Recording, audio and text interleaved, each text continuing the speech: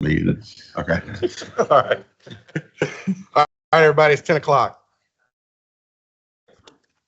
Let's go ahead and get started. The minutes were emailed out last week. Does anybody have any changes or additions to those?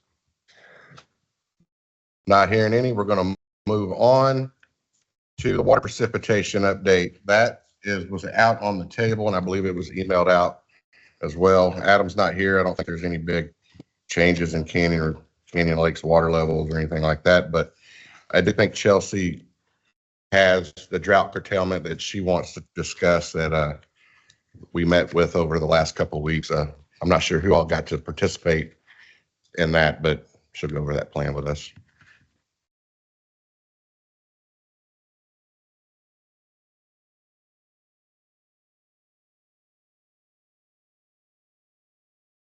Chelsea, you want to come up here so you can look at the screen or whatever while you're talking? Well, come on. Can't be scared. Can't be embarrassed. Yeah. Yeah. There you go.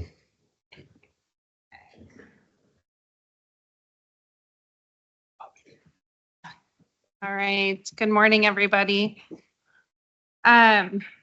So Adam and I have, over the last few weeks, worked with Carrie and member entities and customers to develop this presentation today to go over drought curtailment. Oh my gosh, I'm going to start at a higher level and work our way into the proposed recommendations, because in the course of just talking with everybody and speaking internally, we realized that there's a lot of contextual information that's important for what we're actually putting forward as our recommendation.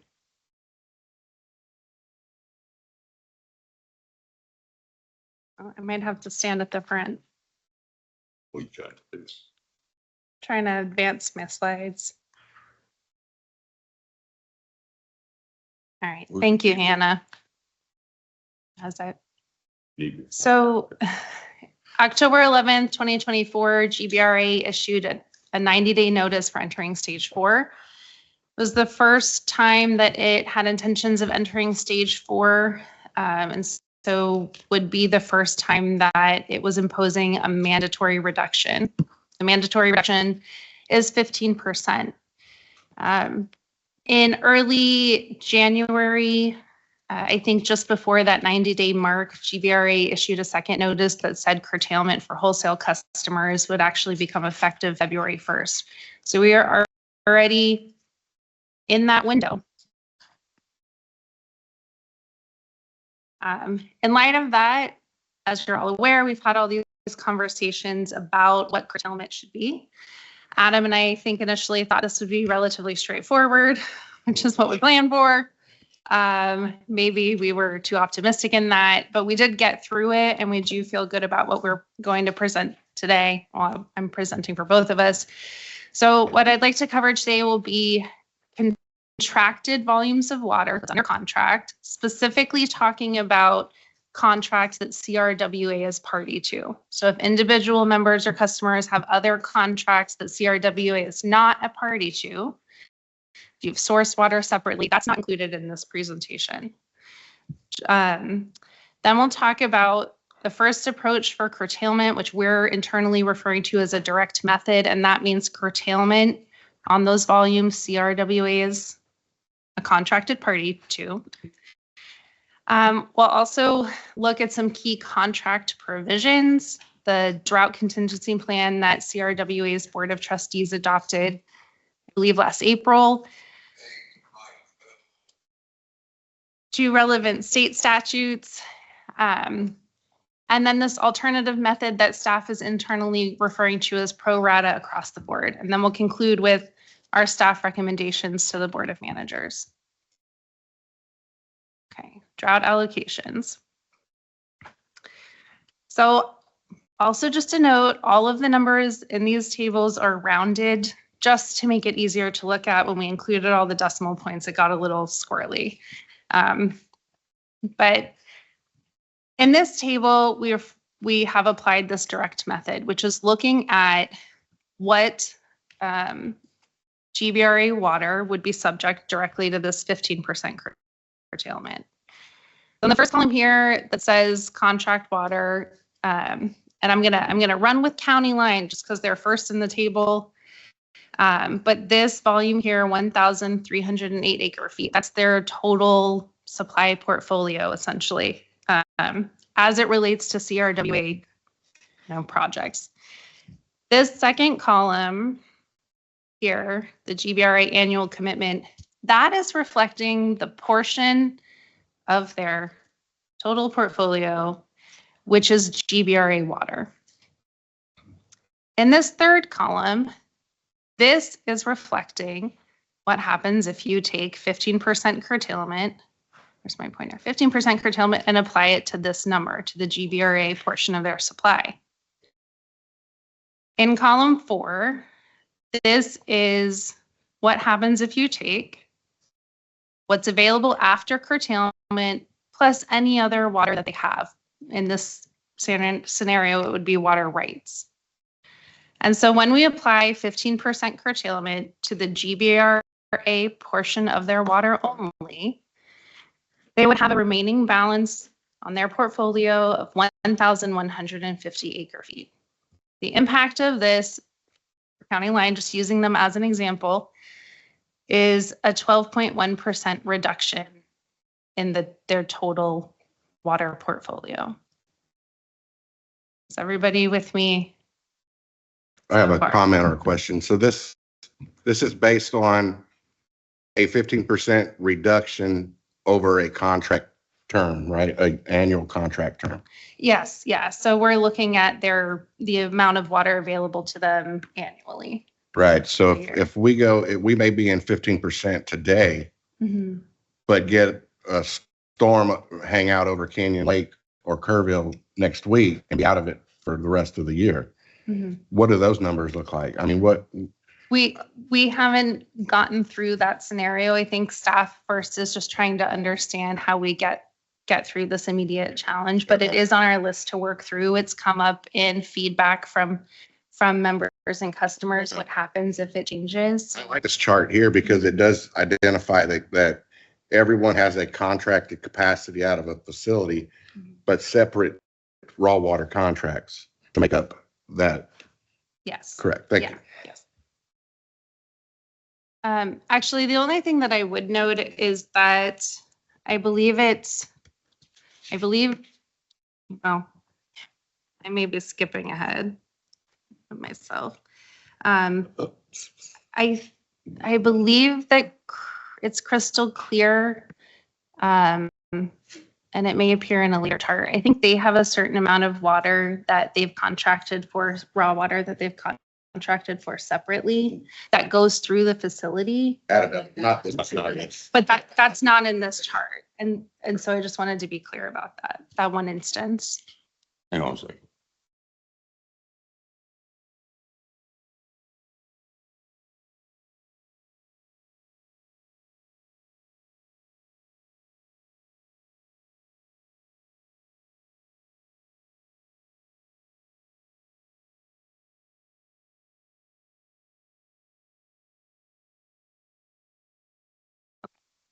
So for the Hayes Caldwell group, this was relatively straightforward exercise.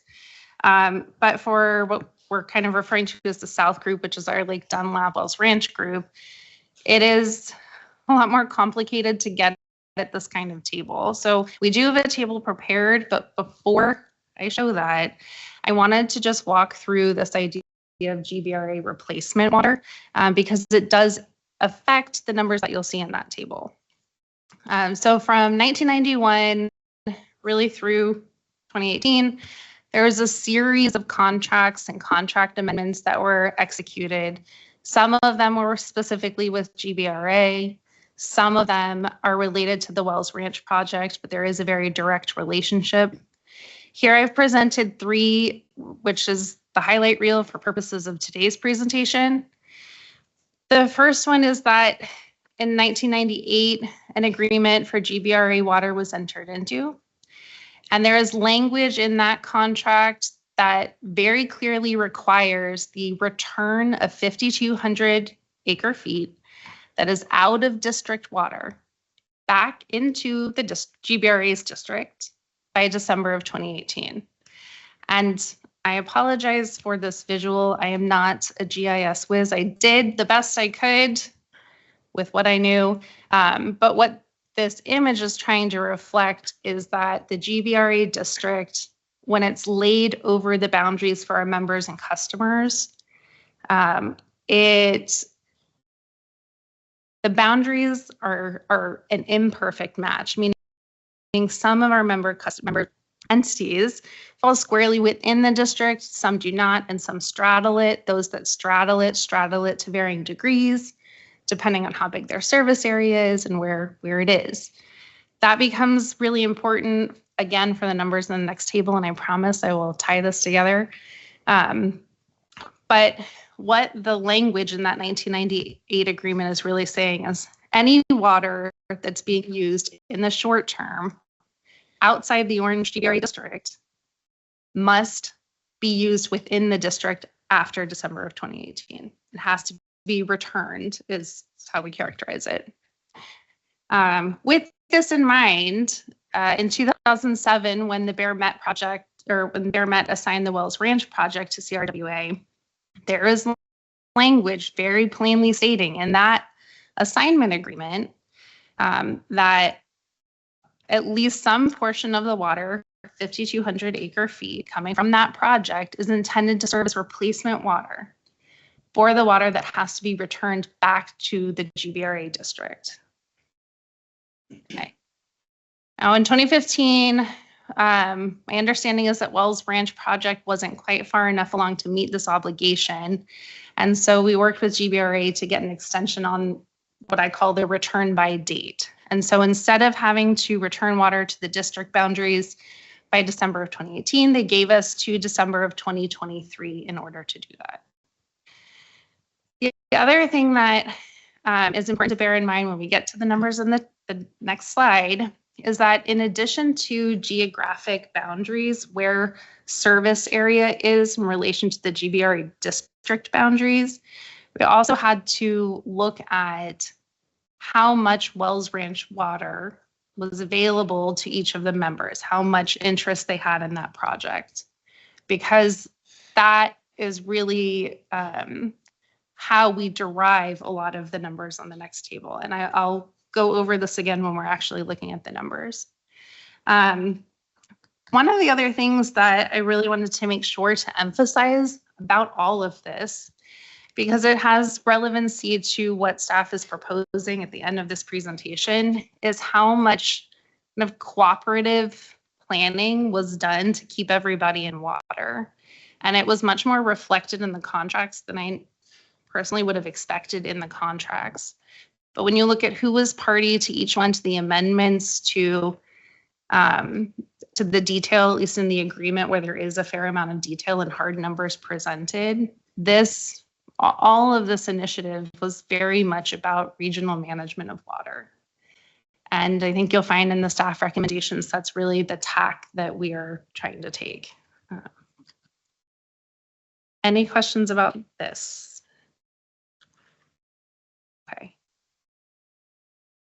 Okay, the table.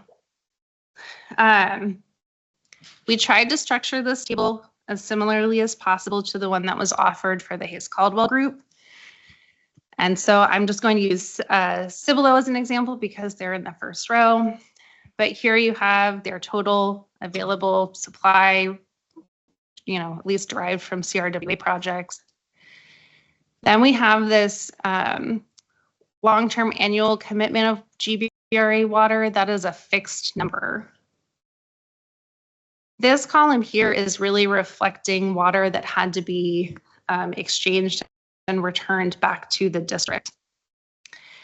And because of this kind of swap or exchange that occurred in order to make sure that 5,200 acre feet was returned back to the district, and you'll see this column totals 5,200 acre feet, it shifts a little bit what amount of water within a member's supply portfolio is GBRA water. So just using City of Cibolo, their total for GBRA water is 1,884 square feet or acre feet. Square feet would be bad, acre feet. When we apply 15% curtailment to this volume, the remainder is 1,601 acre feet. And when we add back in other water that's available through, Wells Ranch or water rates, this is the amount of water available in their portfolio. The effect here is that they would incur an 8.8% reduction in their total supply. Now, the impact of this approach is much easier to see in this table for the Lake Dunlap group. You can see, just looking at the effect of curtailment, the spread of the percentage that everybody would incur.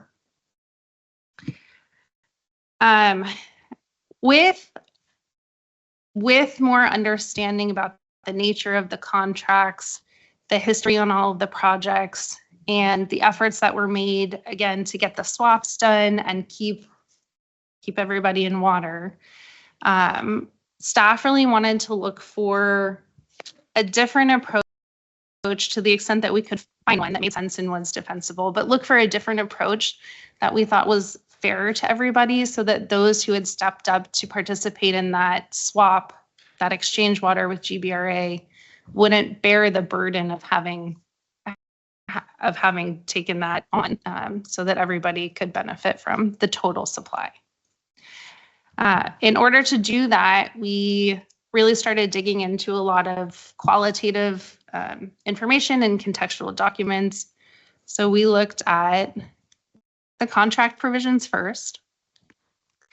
In the contract provisions for Lake Dunlap and Wells Ranch, we found this language that's very specific to drought. And I'm going to read out the most pertinent parts. During drought conditions, the water to be distributed shall be divided among all participating parties of stored water pro rata, according to the amount each may be entitled to, so that preference is given to no one and everyone suffers alike. When we looked at the language in Hayes Caldwell's contract, we found almost identical language. During drought conditions, the water to be distributed shall be divided amongst all customers of stored water from Canyon Reservoir or other sources pro rata, according to the amount each may be entitled to, so that preference is given to no one and everyone suffers alike. We also looked at two statutes, two pieces of water code that we thought were especially pertinent.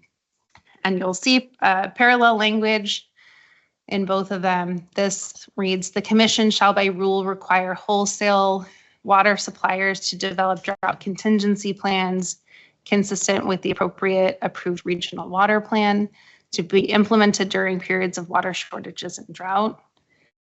This is not the only reason, certainly, that we looked at the drought plan, but is one of the reasons why we're leaning on the drought plan a fair amount and have recommendations about that. But also this piece of code, which dictates that regardless of whether a drought's envisioned by a conservation plan, meaning there's drought provisions and accommodation in a conservation plan or not, drought-related curtailment should be pro rata according to the amount each may be entitled to, again, so that preference is given to no one and everyone suffers alike. When we look at the CRWA drought contingency plan, there were two provisions that, again, were especially pertinent to this conversation. The first is that the scope of this plan, as it reads in section 6.1, pretty clearly states it's designed to comply with curtailment from GBRA. But the reason for that is because to date, GBRA is the only entity that would impose curtailment. The groundwater districts aren't doing that yet, although they are talking about it with all the conversation around how they plan to meet desired future conditions and the state water plan wrapping up. And there's a lot of conversation at the district in different GMA groups. So we're anticipating that that is on the way. But the scope also says pretty clearly that the provisions of this plan shall apply to all CRWA member entities and customers. So staff isn't interpreting this to mean these two provisions together to mean that curtailment should only be on GBRA water. Our understanding is that we know curtailment can happen. We want to account for the potential for curtailment to come from GBRA and make sure that our plan aligns to that. But we don't read it to be exclusive to that. So there's no language that provides exception or carve out for those who receive water from multiple sources. There's also no distinction written into the plan for those who are only receiving GBRA water. So our interpretation of this is that curtailment should apply to all members, all customers, whatever that curtailment may be. When we take all of this together, we've developed this pro rata across the board approach.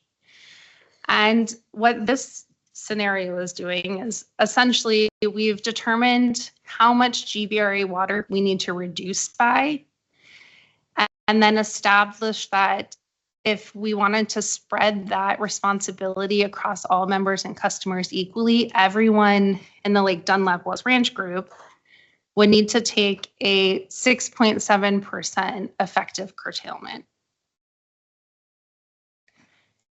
I have comparison slides at the end of the presentation so you can see side by side what these numbers look like. We also worked the same table for the Hayes Caldwell group. And in this instance, all the members here would take a 10.5% effective curtailment rate.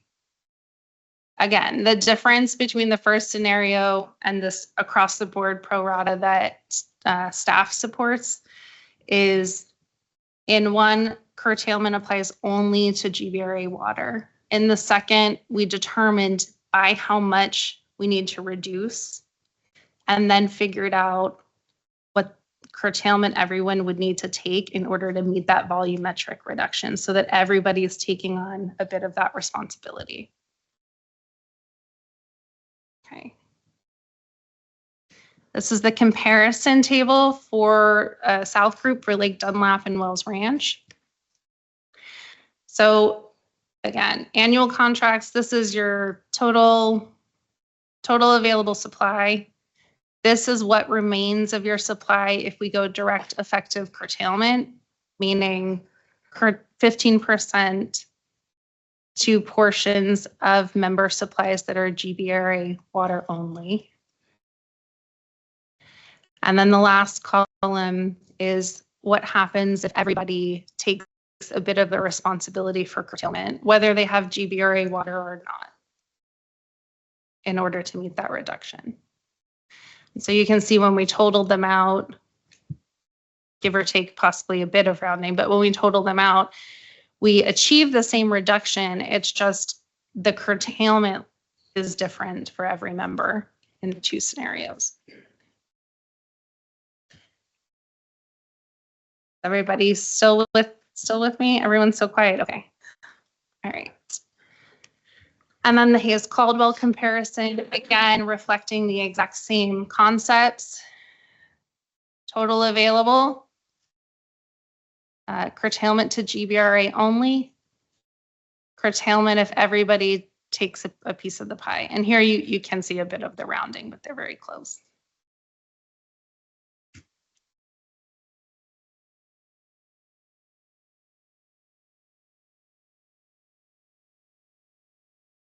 Now, we did also get very clear instruction from, I believe, the Board of Trustees that they wanted staff to make sure that we made an effort to connect with all the members and customers and their staff to the extent that they identified staff who should be part of this conversation.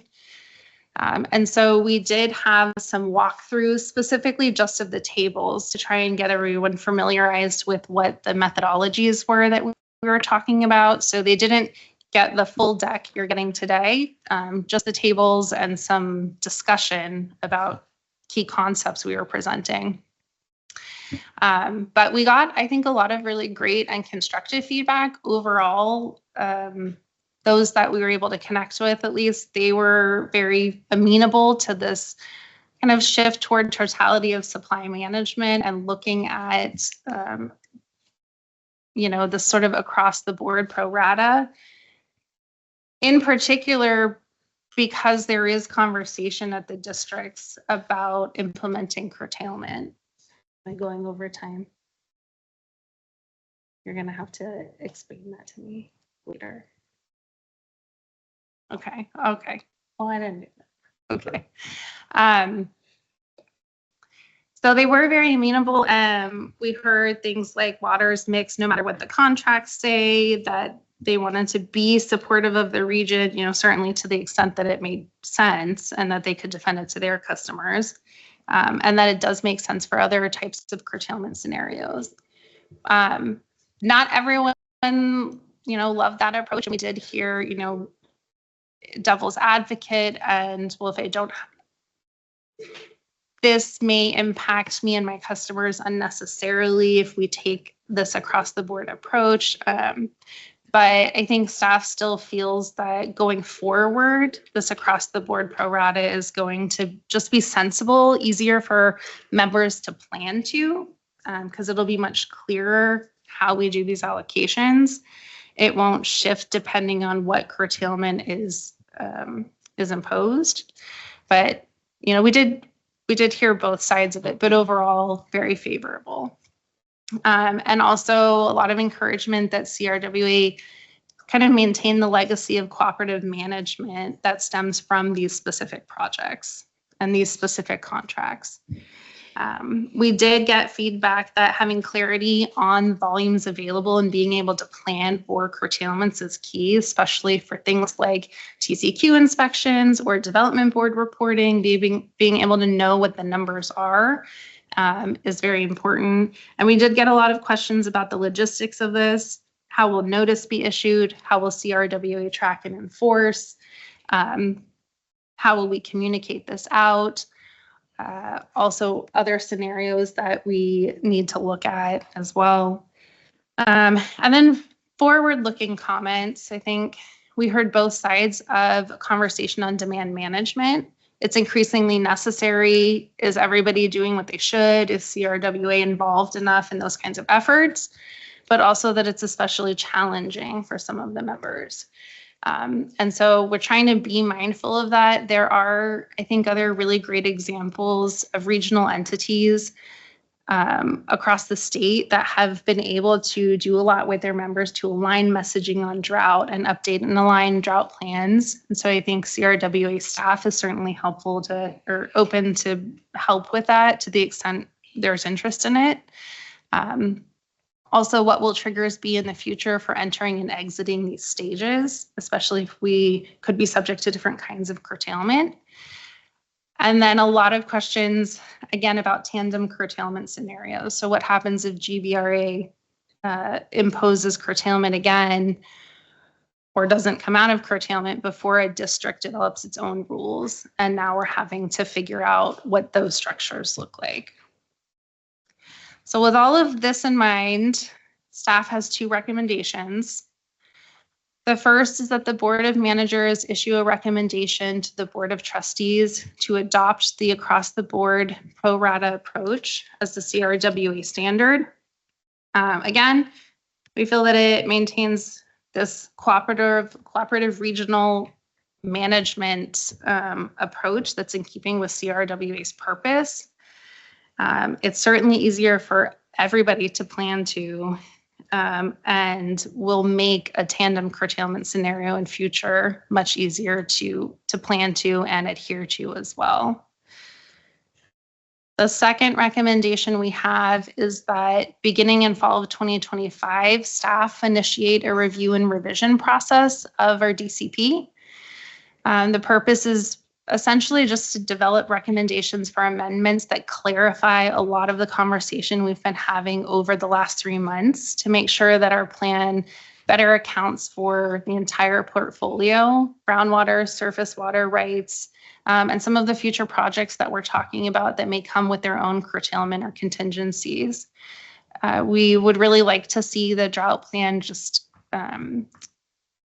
better envision having to respond to different kinds of drought scenarios and be a clear thing we can lean on, so we don't have to go through these exercises when these things happen in future. We just like to plan ahead. Okay. Yes. Yes. I'll make the first comment. I mean, so I recommend we go with the pro rata share. Right. And I'll tell you why. If you go to slide 7, I'll show you why. If you can back up, can you back up to slide 7? Okay. There you go. Okay, look at this. This is a Lake Dunlap direct method, right? So Chelsea adequately laid out the various contracts, right? So what happened, in my opinion, after reading all these things in 2018, we did something that's kind of not so wise, right? We came up with some contracts that take 5,200 acre feet back in order to supply saws. We were probably told at the time, I wasn't here, that, hey, it's okay, it's just paper water, right? It is paper water until there's a drought. Right. So if you go straight by the surface water, GBRA water, saws, the biggest number on that chart has no pain whatsoever. It's incredibly unfair. Right. So by doing the across the board cut on your total water supply, everyone takes a hit, including saws. Right. So I think it's important to point out that, you know, you have the biggest consumer on the chart up there paying nothing because of something we did in 2018. Right. It burns my rear end that it's that way, but it's that way. On top of that, we have our original contracts for Lake Dunlap and for Wells Ranch 1 and 2, that the numbers have not changed, guys. They were only changed by this thing in 2018 to account for the allocation of water. Right. So now we have to deal with this. So unfortunately, and this is like taking a very bad dose of medicine in my opinion, unfortunately, we have to pro rata across the board, or we let saws get off with not feeling the effects of the drought whatsoever. I think that's incredibly wrong. So therefore I support the staff's recommendation, if that makes sense. I support that recommendation to the pro rata share, but we also have to remember this cuts both ways, right? You know, we heard, and I want to echo your sentiments about the DFCs and the groundwater district at some point could do the same to us when Canyon Lake could be full of water. And so I want to make sure that this goes both ways. If we're going to do pro rata share today, we do it tomorrow, we do it next year, 2 years, 3 years. Yeah, and I think it's important to do the review of the drought contingency plan to do exactly that. I mean, it should be that way all the time, right? I'd like to make a comment, Phil. I appreciate your comments and your coming to this, this opportunity to make discussions and comments, but your comments about paper water was not true. There was reasons this was done because of what GBRA was imposing with regards to out of district, out of boundaries, with regards to saws. Now, for you to say that saws is getting a free ride or not having to suffer is not the spirit of cooperation. I think saws has its position, and I was part of these deals way back when, and it made sense at that point to make these deals way back when. And so, I'm not part of this Wells Ranch Lake Dunlap scenario, but I think we need to be careful as far as the comments we're making, because again, we've had a lot of relationships being destroyed here, and I don't want to continue this whole thought process or this whole path of destroying relationships with customers, in particular saws, and members here. And so I'll let that go. What I do want to ask is, how are we going to ensure that everyone abides by its curtailment? We've had experiences in Hayes Caldwell, others didn't abide by contracts, right? How do we ensure that this is going to happen? But more importantly, if we were to have curtailments now, are we in alignment with what's being proposed, or do we need to do something different?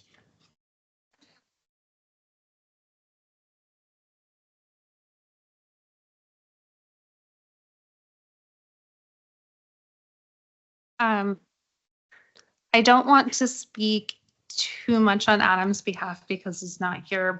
From the conversation that we had, given how both critical and sensitive this is, Adam is has already started working through how we would track this. That is also a specific logistics question that came up in the feedback sessions, if you will. And so I unfortunately can't offer the detail that he could offer, but he is already preparing to do that. And as far as the question of how we're tracking to date, when I spoke with Adam last week, he did say that we're doing okay, but I think in the month of February, there were some member entities that had crept a little over where we would want them to be under the curtailment plan that we've proposed. It wasn't excessive, but it is something that he would, assuming that what we're putting forward is approved and then put to the Board of Trustees and adopted, he would certainly work with those entities to make sure they have awareness of where they are and how we kind of work those numbers down, especially going to summer months, to make sure that we all stay on track with where we need to be annually. But Adam would have to share this. Yeah, I guess at the Board of Trustees meeting, I would like, as a board member, I'd like to know what that is. How are you keeping track? If we were to implement it today, would we be in alignment with what's being proposed? I agree with the pro rata share. I mean, that makes sense. We all need to cooperate. I guess that's the intent of what Canyon Regional is formed. And yes, we need to cooperate, and it makes sense. And I apologize for not attending your meetings, but I've got a lot of meetings going on. But I think if you could just explain, how we're going to keep track, because we'll be asking that. And more importantly, are we in alignment right now?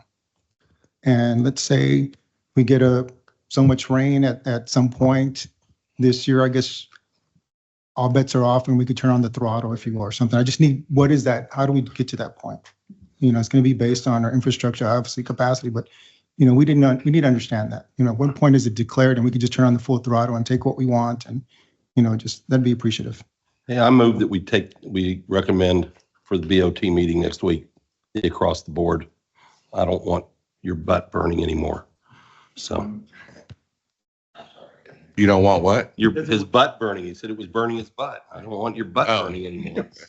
Well, we don't want any, butt burning, clearly. I'd like to make a comment. Go ahead. Is this just for stage 4? So what we're putting forward now is for GBRA stage 4, because we don't know exactly what structures a groundwater district might have or what their thresholds or triggers might be.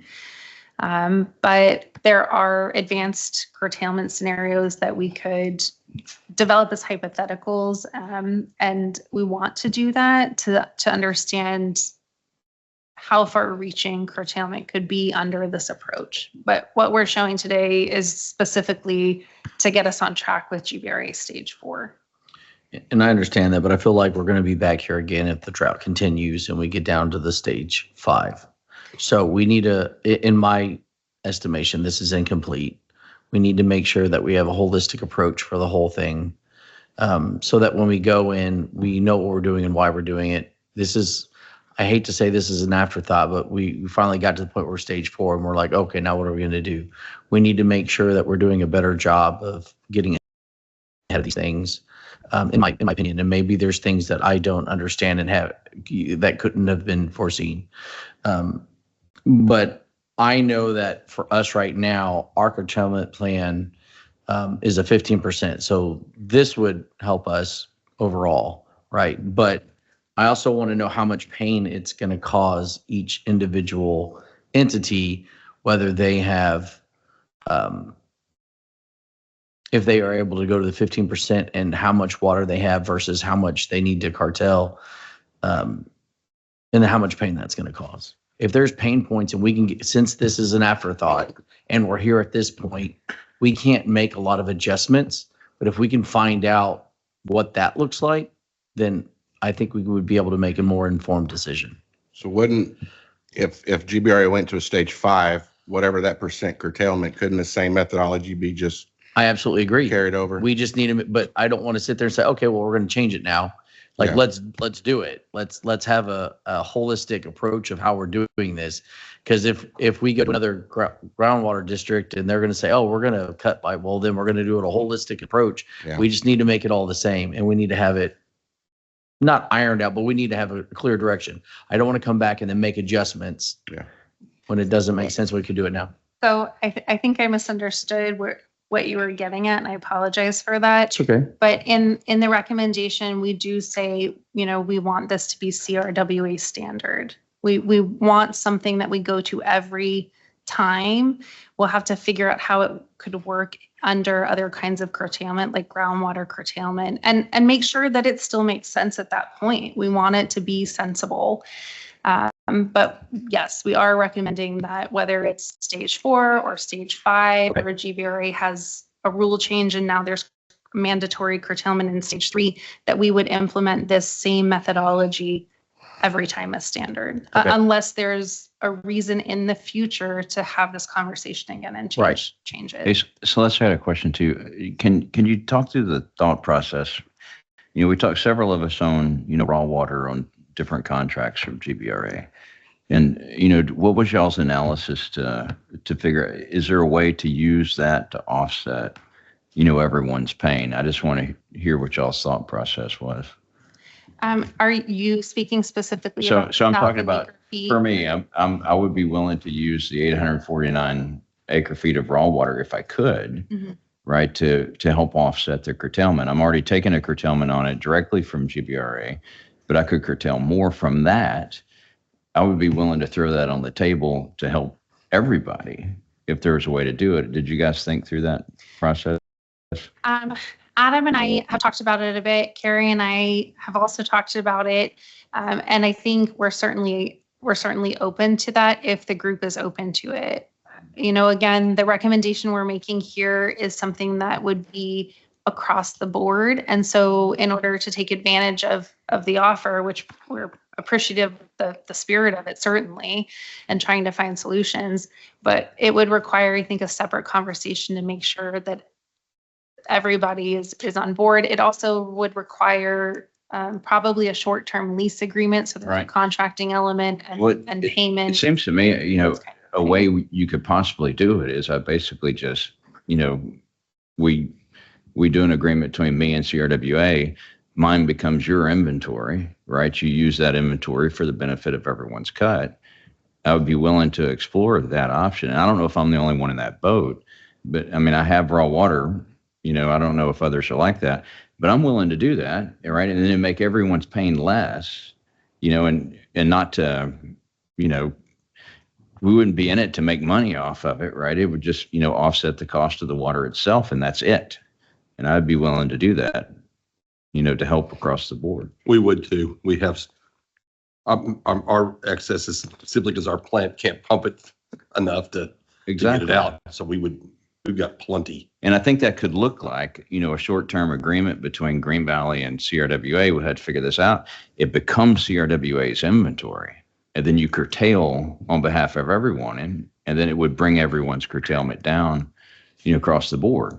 I mean, because water is being saved right now. It's not being used. It's not being treated. It's just out there, raw water. Just an idea, right, that I'd be willing to throw out as an alternative. I think we can absolutely set time up to have that conversation. I know when we've talked about it internally, one of the questions is if we structure it that way where it's a contract directly with CRWA, we have to figure out the payment mechanism, because we don't necessarily have money just sitting to Dollars. We want dollars. dollars. How about cookies? I could pay you really well in cookies. Speaking to your heart. So the short answer is yes, we have started thinking our way through it, and I'm happy to look at calendars and set time to talk about that in more detail. Mike, I assume your recommendation is to do both staff recommendations, right? I didn't consider it needed a recommendation from BOT, but the other one didn't. Yeah, I think they want to take both of these to Board of Trustees. Is that correct? Both recommendations? Yes, please. Can we also add a third recommendation that Canaan Regional staff pursue the options of raw water to offset the curtailment? Absolutely. Are y'all okay with that? Motion. Still keeps your butt. My butt's good. It's good butt. I'd like to make a comment before we vote. Occasionally, operationally, we depend on the Hayes Caldwell plant entirely for periods of like 24 to 48 hours when we're down for repairs or we're doing direct integrity tests and we have problems with that. And on those days, we may exceed the amount of water that we're contractually allowed on a daily basis. But when you calculate the amount of water that we use on a month, we're way below because we supply our own water usually 5 days a week. Sometimes David and Adam or Archie will supply us a couple of days a week when we have repairs or stuff. Is that factored into this management program where we're allowed operationally to do that when I need? It's kind of why I was asking, what does it look like on a daily basis? This is looking at it annually on a much bigger picture than I think I know we need to look at it, but realistically, I don't think it's going to be what we're seeing on your slides. You know, I need to be safe sometimes when I need like 200 or 300 GPM as opposed to 178. You know, when you break it out on a daily basis for 365, but we don't take water 365. So the schedule that CRWA has to develop and prepare for GVRA is, I believe, monthly. So there are not daily curtailment quotas, if you will, or curtailment threshold on a daily basis. It's just monthly. So certainly something I can follow up on and get you, a very clear answer. But my expectation would be as long as whatever the operations is in keeping with contracts and under or close to that monthly amount, that it would be sufficiently meeting the curtailment plan. Thank you. The other issue I have, our area has had quite a few requests for waters from large AI type systems where the volumes of water are approaching 10% of our daily production. There are large volumes of water, and there are a couple being planned in Caldwell County, and we've been approached by a couple of entities that want to do these artificial intelligence type operations, and they have huge cooling needs. So Us too, same thing. So they're in my area, they make application in good faith. I'm required to serve them, but the impact on my system may be catastrophic. So this is going to come back to our curtailment plan. Am I going to be able to use the curtailment plan as a shield when I tell these people I can't serve them or I don't want to serve them? That's also something I'd have to follow up on. My experience with curtailment plans is that whatever the retailer or supplier, whatever your plan says applies to your customers. So if your entity's curtailment plan or drought contingency plan requires this 15% cutback in stage 4, that carries through to your customers. What I don't know is whether the CRWA curtailment plan or this program would carry through directly to your customers. I mean, I think it's certainly compelling, but I don't know how well the individual members can stand on that, but I will work to find out and get you an answer. My last question is, a lot of the water at the Hayes Caldwell plant are from permits that are older than the 1950 drought. Some people have the luxury of having 1905 allocations that have no flow restrictions. The other permits on the San Marcos River have flow restrictions based on the Luling gauge. And I think they apply in June, July, August, and possibly September, the summer months. If the Luling gauge is not flowing 140 CFS, you can't access those permits. The Luling gauge today is at 90.1 CFS. So, and that's after 2 inches of rain in the basin. So hopefully Adam used those permits earlier in the year. We're going to use them up before You're the using them up. restriction is there. We put into effect this last month. Okay. Start You're Using gonna- them up. You'll use it up before the summer months. That one permit. Okay. Thank you. What I'd like to make a comment, going back to what was proposed as far as raw water. I think Mr. Fonville, if you have, I guess, 250 acre feet of water, so you could use the same example where we would contract with your 250, contract with San Marcos 1,200, and we don't have a curtailment. Because right now we have capacity, presume we have capacity, filters or that trailer, and we could produce that water. I understand we're taking a curtailment, but we're going ahead and just making it up. And so we can do that. So I would ask that y'all look at that to help Mr. Fon, but when he has these concerns with his developments and stuff, I mean, that'll help. and then you have the water. You have Regina, the- are you done? Sorry. Can I jump in right before, I know you're going to say something. I do support the staff recommendation, not because our biggest partner in this project didn't, needs to see some hurt, or Regina and Crystal Clear has their own, and now they're going to see a curtailment when they shouldn't, just because I think contractually it's what we need to do, where it says we all must suffer alike. Now going back to those slides, the word, the phrase, the water we're entitled to, there, that has come into question. What did you use for, what water did in this presentation did you use that we're entitled to? Which column was that?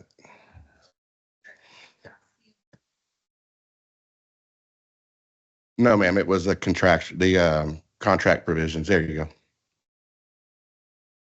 It says may be entitled to.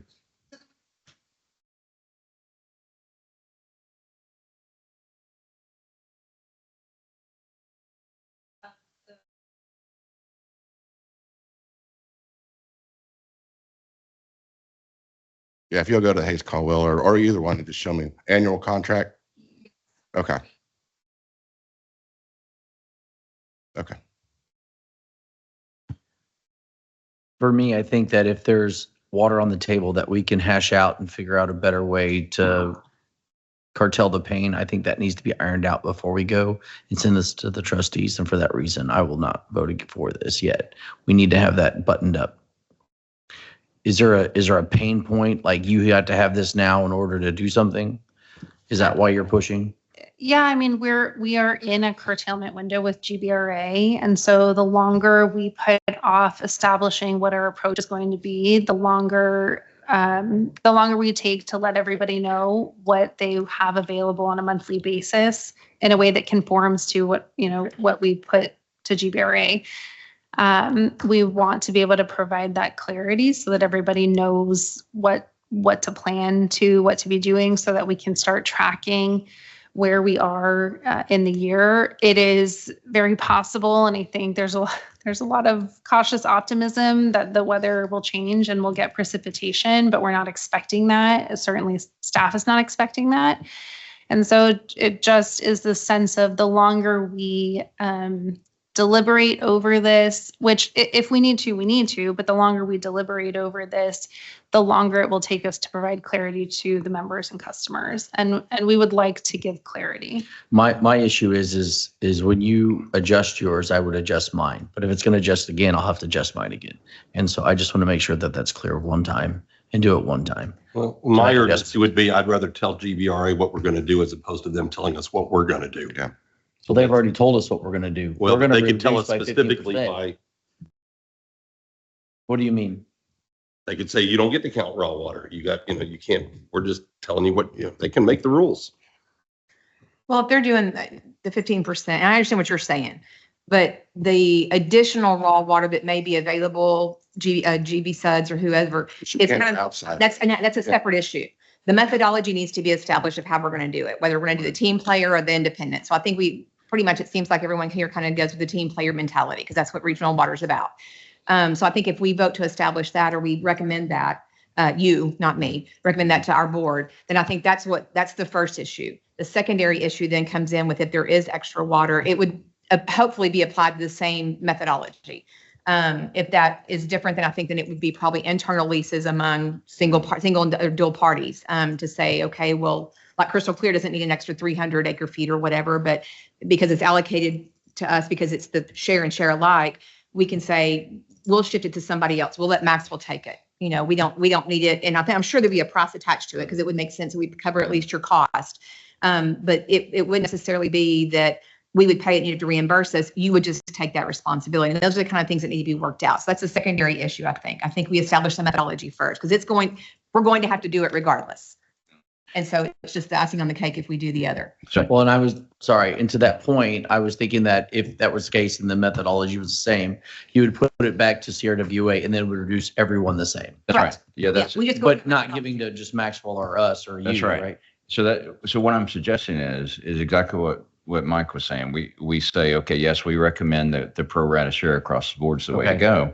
And then secondarily, right, if we can do something with CRWA, directly with me with CRWA, that just increases the quantity, right? The larger quantity reduces everyone's percentages across the board because they have more quantity. That's what however you work the math to figure that out, we're just making a bigger number, right, to reduce from. So your situation is going to get better, not get worse. Right, That route. exactly. Right. So I do want to comment on the AI thing, just as a FYI to everybody. We've got 2 that have applied in our area, and it's a catastrophic amount of water. And the flows are what's the more catastrophic problem. 1.5 million gallons per day. 500, yeah. And so I have reached out to our attorneys because this is a very new territory, at least for us, and I'm sure the others kind of follow suit with being in rural areas, trying to determine what our authority is. Now, we know that we are obligated, responsible to provide for any customer in our CCN, or we risk letting them go. And so we have the same concerns like Mr. Fonville does about the flows and the amount of water. So I'm trying to find out what our authority is. Can we require alternate types of cooling, or at least supplemental types of cooling versus the water? Can we limit them to whatever they're saying their max GPD is and say, sorry, you get no more water on the daily, almost like a governor on it, and do we have the authority to say that you've got to bring your own water? Because right now we have a water acquisition fee, and it's our job to go out to get more water as our area grows. But this is a huge leap. This is not another 100, another 1,000 houses or something like that. So our water acquisition fee was designed for more residential and small commercial growth in mind. And so going out to get that water for us, it's on a much smaller scale than what it would be if I needed it for an AI center, data center. And so we're trying to find out where our legal options are. And so once I get some of that information, I'll be happy to share it with anyone who's interested. But I think we're all kind of up against the same thing. And the public is not happy about it. I've seen it both ways. I've had some who have looked at some properties down south where those entities do require you to bring your own source supply, and they offered that to us. Or do you find it? Of course, they all know they're going to have to pay for whatever that is. We do have a data center that's being built that is using some type of alternative cooling method. So it was, the property is like 500 or 600 acres, and they only ask for 200 acre feet a year. So I don't know what that is. But yeah. The problem we're running into with what they're asking on LUEs or acre foot per year is their calculations are not the same as our calculations. Yeah. We've got some that are saying, hey, y'all are using 300 gallons, per household. And they're saying we think an LUE is 700, which is far greater. So that's where we're running into a lot of disconnect between our engineers and their engineers. And so if that was the volume, we would be in a much better place to say yes or no. So there is just a lot of, it's a very new thing. And these would definitely be one that you would want your drought contingency plan tied into their agreement that they will be reduced. Just like everyone else. Yeah, physically reduced. I'm going to ask you something. So you have a question on that. This is new to me, right? Would this be a situation where reclaimed water Yes. If would it's be a solution? Yeah, that is a solution, So that type but of depending on use. where are we? We Well- don't have reclaimed water in ours right now. So those big plants with the big cooling systems, they usually do have a reclaim system where they clean the water and they use it several times before it's going out. And they still have to clean it before it goes to your Yeah, it's going to wastewater. reverse off. They have to meet the standards, but the problem is if you don't have standards for your wastewater, like you would have to develop all those standards. So they would have to hit that. And then you would have to monitor them just like TCEQ monitors us. So It's huge. it's not a small undertaking, right? But I think you can, and from what when your development comes in, we did at a different entity, we made them bring in water rights as well as the pipe or a tank or whatever it took to be able to service them. So they want to pay to play. I feel like I felt like we could, and we would just then probably waive our water acquisition fees because that's what we would use to go out and get more water. Would Yeah. be those fees. So if we're waiving that, they're still going to have to pay for any and all infrastructure. Right. And can I ask do you know what alternate cooling method they're using other than water? I can find out, Okay. but I don't know. It'd be great to know that. It's some type of air. That's what we had thought the Yeah. other one was. And it's a much bigger, our portion is a smaller portion of a much bigger, and Humberto's serving, or County Line serving. Yeah. First issue at hand. I think we still need to communicate with GBRA of this plan of the raw water, because at the end of the day, GBRA is accounting for a 15% reduction, and they need to understand they're bringing raw water and that we should be made whole. So when we have that conversation with GBRA that, there is water available, we want to take whatever reduction GBRA is imposing, but by the way, we have this extra water, we're bringing it to the table. This is how we're going to potentially solve it. So at the end of the accounting, yes, you can take 50% off of that, but we have this other water, and they need to be made aware of that, because at the end, it's going to be lost in translation as to what we have and what we're being docked.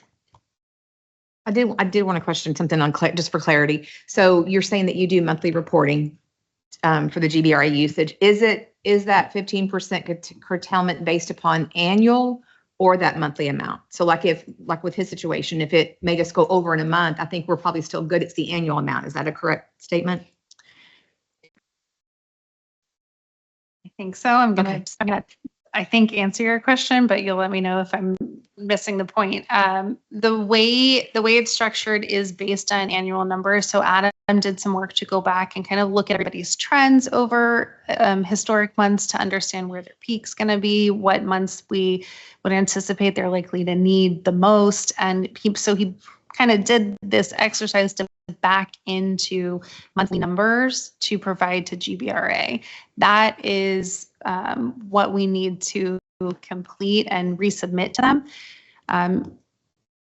To the extent something happens, there's a problem with a big AI manufacturer, there's an operational issue, and you need to reroute, and you're taking more water than you're supposed to that month. My understanding is we can adjust that, but we have to notice GBRA. We took more this month than we anticipated, and so here's how we're going to compensate for that through the rest of the year. It's one of the pieces of tracking and monitoring everybody's use that we are trying to get organized around for GBRA, for ourselves, and frankly for all of you, so that we can make sure that everyone knows where they're standing month to month. But the sense is, GBRA has never entered stage 4 before either. This is new for them too. And so the overall attitude is, if we're in communication about changes that occur and we're making effort and our members are making the effort to meet our targets, and we're transparent about what's happening, it's, and timely about sharing that information, it seems to be a non-issue. But we will have this total target that we need to accomplish by the end of the year, assuming no change in drought stages. So my question is, and it goes back to, don't give them more than what they're asking for kind of information. And it's not that I don't want to communicate, but if we lock ourselves into that monthly amount, do we have to give that, or can that be an internal component that you guys are using to help track and control us, but not convey that to GBRA? That way you're not having to communicate back with them and say, oopsie, we went over this month.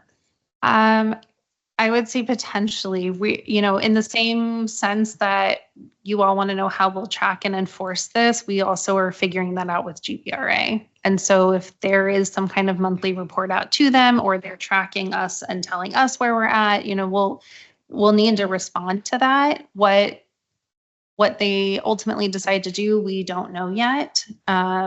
We will certainly be paying attention and tracking this information so we have it available, to you, if not for GBRA. GBRA is tracking us monthly. Yeah, well, that's the whole thing is, I'm not opposed to, you do the report, so I'm not negating any of that. I just don't want to back ourselves into a corner with a promise that to use a certain amount, and then we have it go over, yet we can adjust throughout the year to make up where we're inside that interior. Yeah, I think the spirit of submitting something to GBRA is to reflect that we understand what is required of us and we have a plan to get there, because we do have to turn something in with monthly numbers.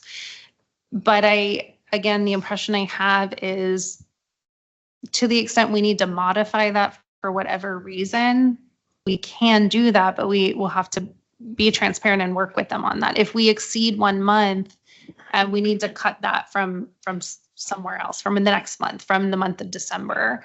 And so we'll have to provide them that information. Well, and that's the balance that operation that you guys deal with, is we use more in May, June, July, August, September, and then we can resolve that, November, December. And so that's my only thing, is being concerned about giving that information that if we can say we're doing things internally to curtail and to track and all that, and we don't necessarily give them the promise that we only intend to use this. That's my only concern, is giving them the statement that this is what we intend to use per month. And then we've got to then turn around and go back and say, oh, sorry, we screwed up.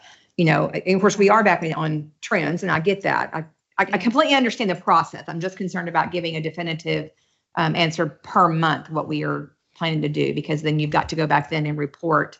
Yeah, but that difference. is required. That is one of the required pieces. So of the plan. monthly, another monthly reporting monthly. is the monthly amount is what I'm saying. Yes, yeah. We've, I mean, Adam's prepared one, and we would resubmit it depending on the decision made at the boards whenever next week or at whatever meeting we get resolution on our methodology. We'll turn in a new one, but it is a table format that shows every month what we're expecting our volumes to be. I know that it accounts for typical peak use. I don't know how much cushion Adam may or may not have built into that table. I can find out when he's back, or I could try to figure it out on my own, but he may have given us padding for a scenario in which somebody, for whatever reason, goes over. That I don't know, but we have to give them a month by month expectation. Okay, that was my question. Okay, thank you.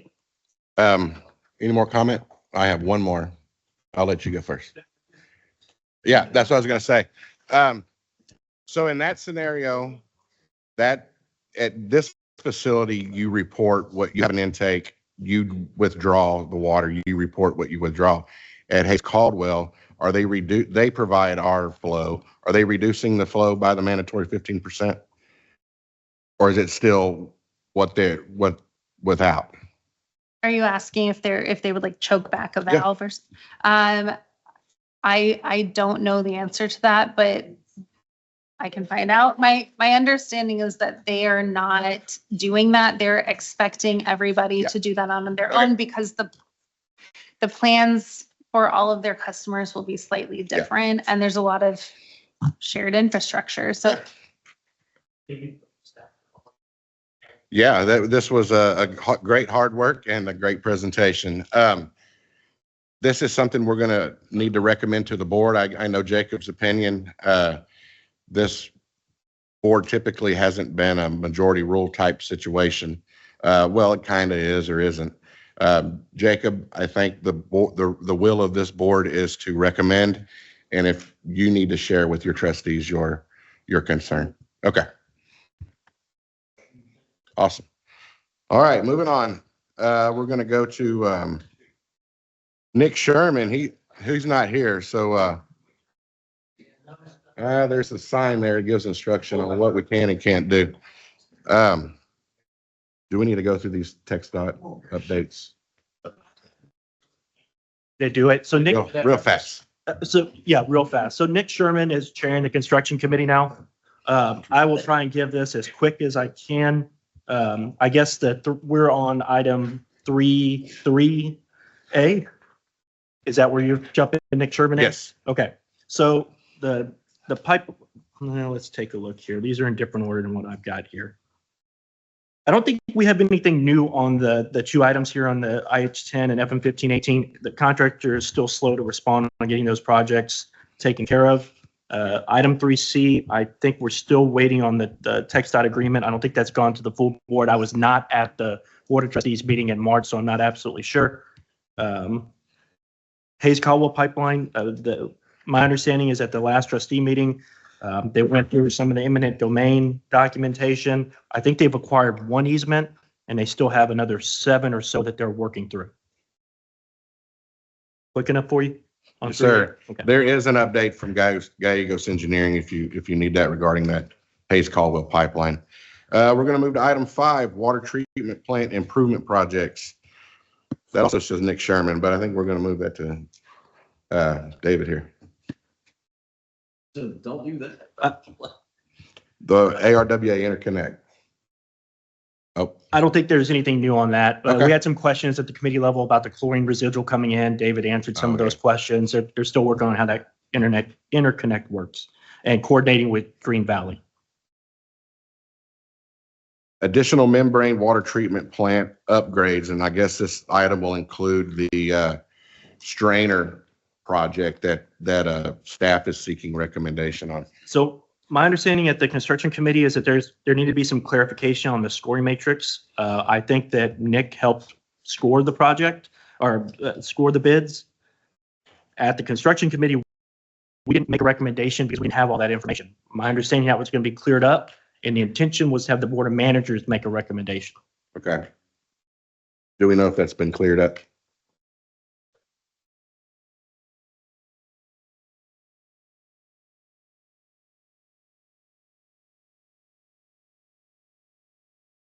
Let's just.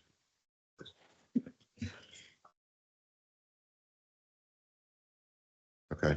There was a handout out front from Garver regarding these bid tabs. It looks like Keeley Construction was the highest score. Is that who staff is recommending?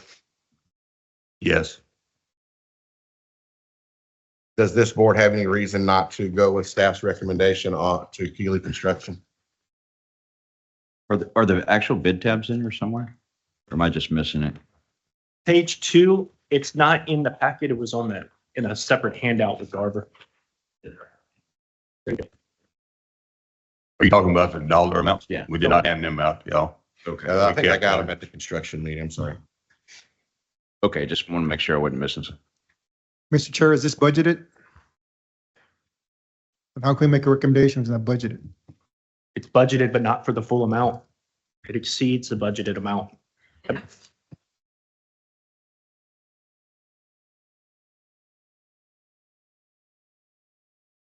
We cannot award a contract as a SUD without having the funds encumbered.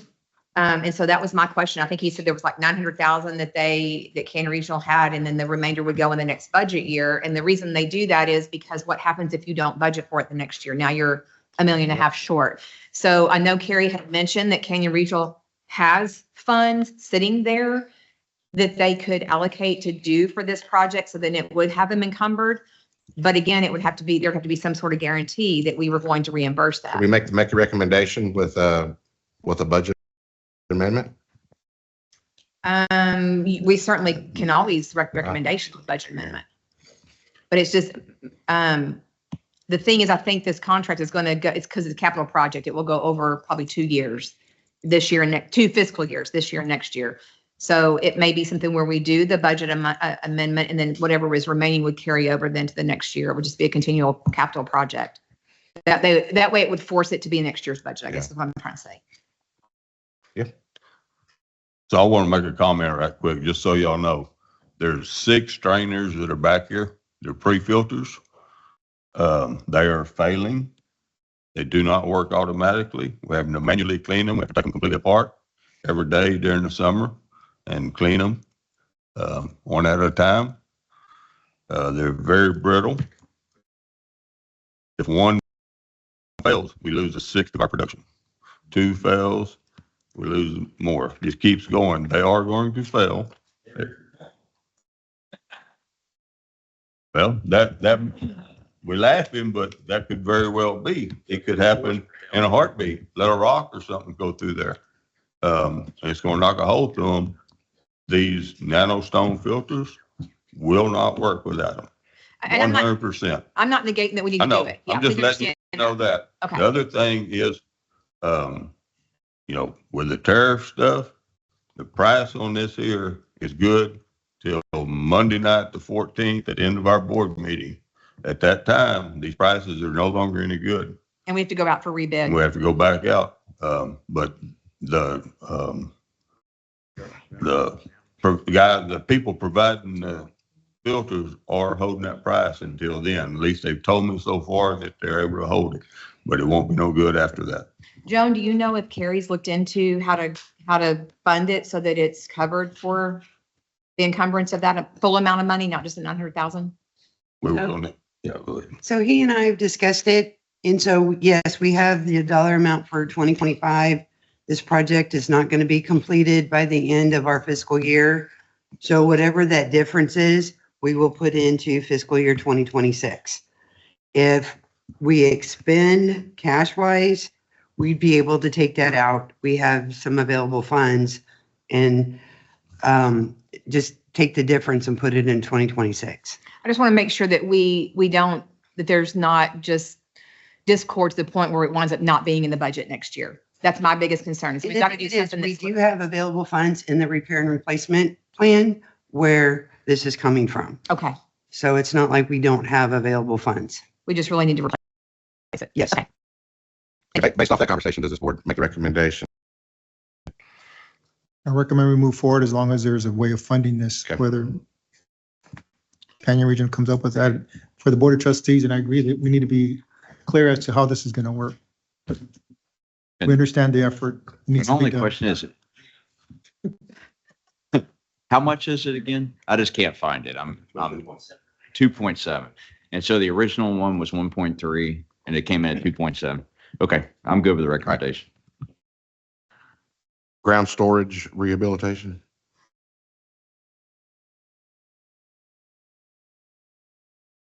I think staff's still working through that with Garver. I don't think we have anything in the construction committee level for that. Alrighty, Wells Ranch Water Treatment Plant Emergency Generator Project, also looking for a recommendation from this board. At the construction committee, staff presented us with, there were 2 bids. One was disqualified for being incomplete, leaving only the 1 bid remaining. The committee didn't make a recommendation. I think that just ended up being a slip of mind from the committee. They pushed it to the end of the meeting, and then the meeting ended, and I got on 725 and said, hey, we never made a recommendation for this. I think the intention was to make a recommendation, but we did not make a recommendation at the committee. The number is, I believe, somewhere over 3.8 million, falls in line with both of our estimates for this project. Anyone in this group have a reason not to make a recommendation? But this, I don't want to complicate things, but this kind of falls under the same thing we just talked about. Yeah. This wasn't necessarily identified in the budget as $3.8 million that needs to be expended. Now, this is the same idea. It's a long lead time. It's going to span multiple fiscal years, but that, if we're going to make the same comment for, the last project, the trustees need to be informed the same issue exists here. Now, hopefully, we get that money back in the future, but we're talking about 2026 at the soonest. We're even discussing getting that money back.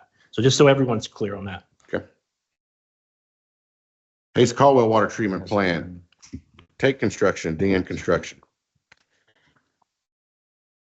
I'm not sure. Do y'all have the big update from Cobb Finley in the packet? I always recommend looking through your packet if you haven't. Cobb Finley does a pretty good job, the third-party inspector on the project, providing quite a bit of information on the project. So anything you want to know, you'll get into that. I don't think there were any major challenges with the phase 1 project, other than it's a little behind schedule. Yeah. I think that was the only thing.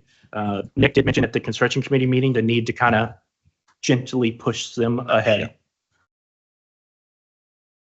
You're good. All right, so now we're on phase 2 improvement projects, which is the filtration. That is seeking recommendation from this group. The Hayes Caldwell plant met with Carrie and staff several weeks ago and discussed the, I forget who the contractor was that. Mr. Chair, it's not, Keeley Construction. it's not filtration, it's the ozone, right? Oh, that's right. I'm sorry. Ozone. So filtration- Yes, it was the ozone improvement, which is phase 2. I'm sorry. We left that meeting with some questions for staff to answer. Did those questions, I think most of the questions were from you. Did you get answer to those? Supposed to have met, and I think we collectively said we wanted a deadline before the meeting so we could meet. We haven't had that meeting yet. So collectively, even though the questions coming from individuals, everybody needs to hear the story. Because if we went from $4 million to $9 million? Yeah. And so the question is, Okay. I know that just in a quick conversation with Carrie, just in regard to sizing, it was whether or not, because if San Marcos pulls out, do we go ahead and continue the size? My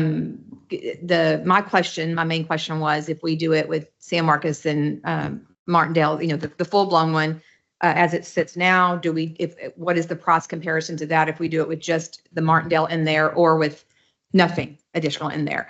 And my understanding was that Ardura came back and told Carrie that it would actually be more expensive if we whittled it down compared to what it is. Okay. And so, I understand the issue with, what's going on with San Marcos and stuff, but I'm also, we're all talking about getting more raw water and Yeah. the availability of being able to treat it. So, I'm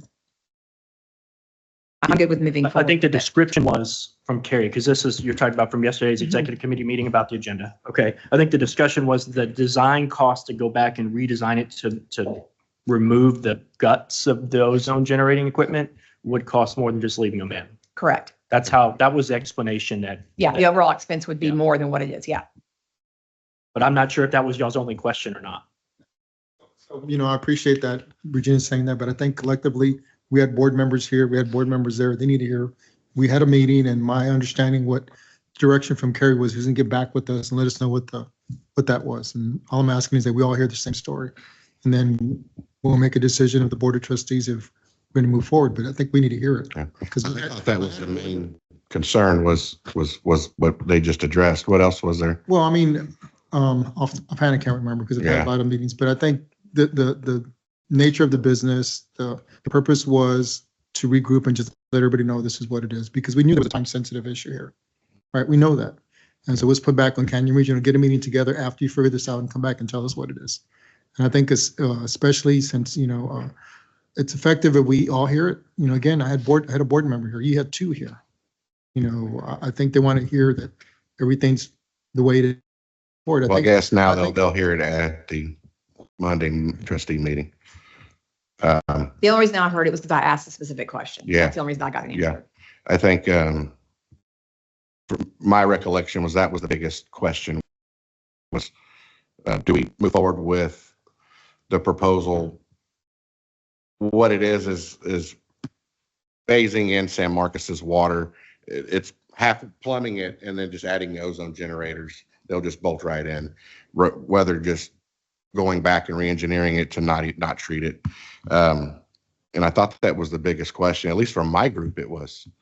Mr. Chair, I will tell you, we're not going to vote for that. We need to hear, whether it's paper, whether it's something. Yeah. You can't just go there and say, Well, I write something think, down. We got to put the burden back on staff, and I'm not saying this staff. Yeah. General manager, he stated that we would regroup and we'll okay. talk about Well, it. I think you're having, you have your trustee hat on right now. That's be a conversation for You them. might be true you about that, but you could withhold your vote, I guess, but that doesn't withhold everybody else from voting. No, Anyway, certainly can move forward. I just don't want to do anything else that's going to continue to delay this. We have delayed and delayed and delayed and delayed. And so I certainly understand you wanting an answer to the question because that's why I asked yesterday. And I just happened to have them in front of me. So I'll reach out to Carrie and ask that he share the information he shared with me yesterday in the conversation. Brandon, you were there too. I don't think it's unreasonable. I asked it to Right. get an email that says, hey, this is Sure. what Yeah, we completely determined fair. out of that meeting, especially if staff indicated that's what was going to happen. Now, if you're going to get a meeting set up between now and Monday on Teams or in person, I don't know. Probably not, but at least communicate that information ahead of the trustees. I Yeah. think that's fair. That's a and fair easy. question. But Yeah. if we don't approve it, my understanding is if we don't approve it Monday, we lose the ozone generator pricing. we'll have to Yes. rebid it. But yeah, I don't think that's unreasonable to get an email that says, hey, this is what we determined. coming out of that I'll meeting. email Carrie and express that and see if he'll reach out to the managers or trustees of the Hayes Caldwell plant. ASAP. Yes. Thank you.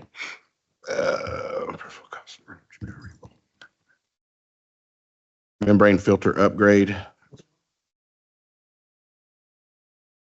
Are we recommending that item? I was going with no. I didn't. So the Board of Managers is not going to recommend the ozone I'll ask the improvements. question. Does this board want? I would like to make the recommendation. Does this board have any reason to compel me not to? We have the cash. Yes. We need to get the questions answered. So Yeah. they feel comfortable with the vote they're going to make, which is their right to make individual votes on Monday night, regardless of what we do. But I think that if we have the information we need at this board level, we probably need to make the recommendation and address concerns. Okay.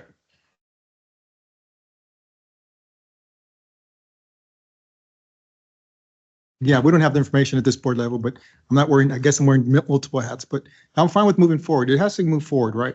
All we're asking for is just clarification. How do we go from 4 to 9? If it can be explained, whatever. It is what it is, right? I know we have this external issue with San Marcos, and that's unfortunate. At the end of the day, I mean, I think it goes 4 to 9 because it's been 4 to 9 years since it was last bid out. 4 to 9 years? Yeah, seems like it. Oh. Somewhere in between there. Well, I'm talking 4 to 9 years. Has it been that long? 4 to 9. Like, what am I thinking? I No, think mean, it was like 2019 when that last was estimate at. I have no problem making that recommendation, move forward as long as there's communication to those members of that mate. I'll reach out. As a general manager, Mr. I'll reach out and ask him to do that ASAP. Filter membrane additional mobile filtration unit. David, this is you. This is also a recommendation that this group will need to make. So in the meeting the other day with the Hayes Caldwell group, they said to go out and buy a second trailer, haul trailer, to try to ensure that production keeps going. There's only one available out there that we can use. That is the Paul membrane trailer.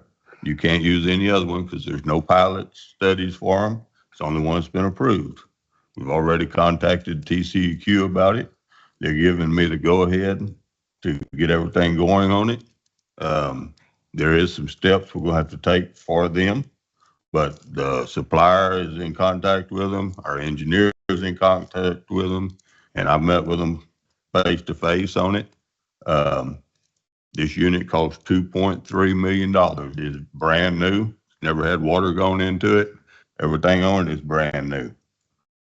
This price that I've got right now, same thing as everything else. It's good until Monday night.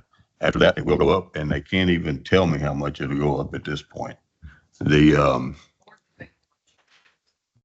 I can get the trailer tomorrow if I write them a check. It's available. It's setting in Northeast Texas. I ran up there and looked at it. It's gone. It's gone. It's over with. Just so that you know, production right now, just out of the Hayes Caldwell plant.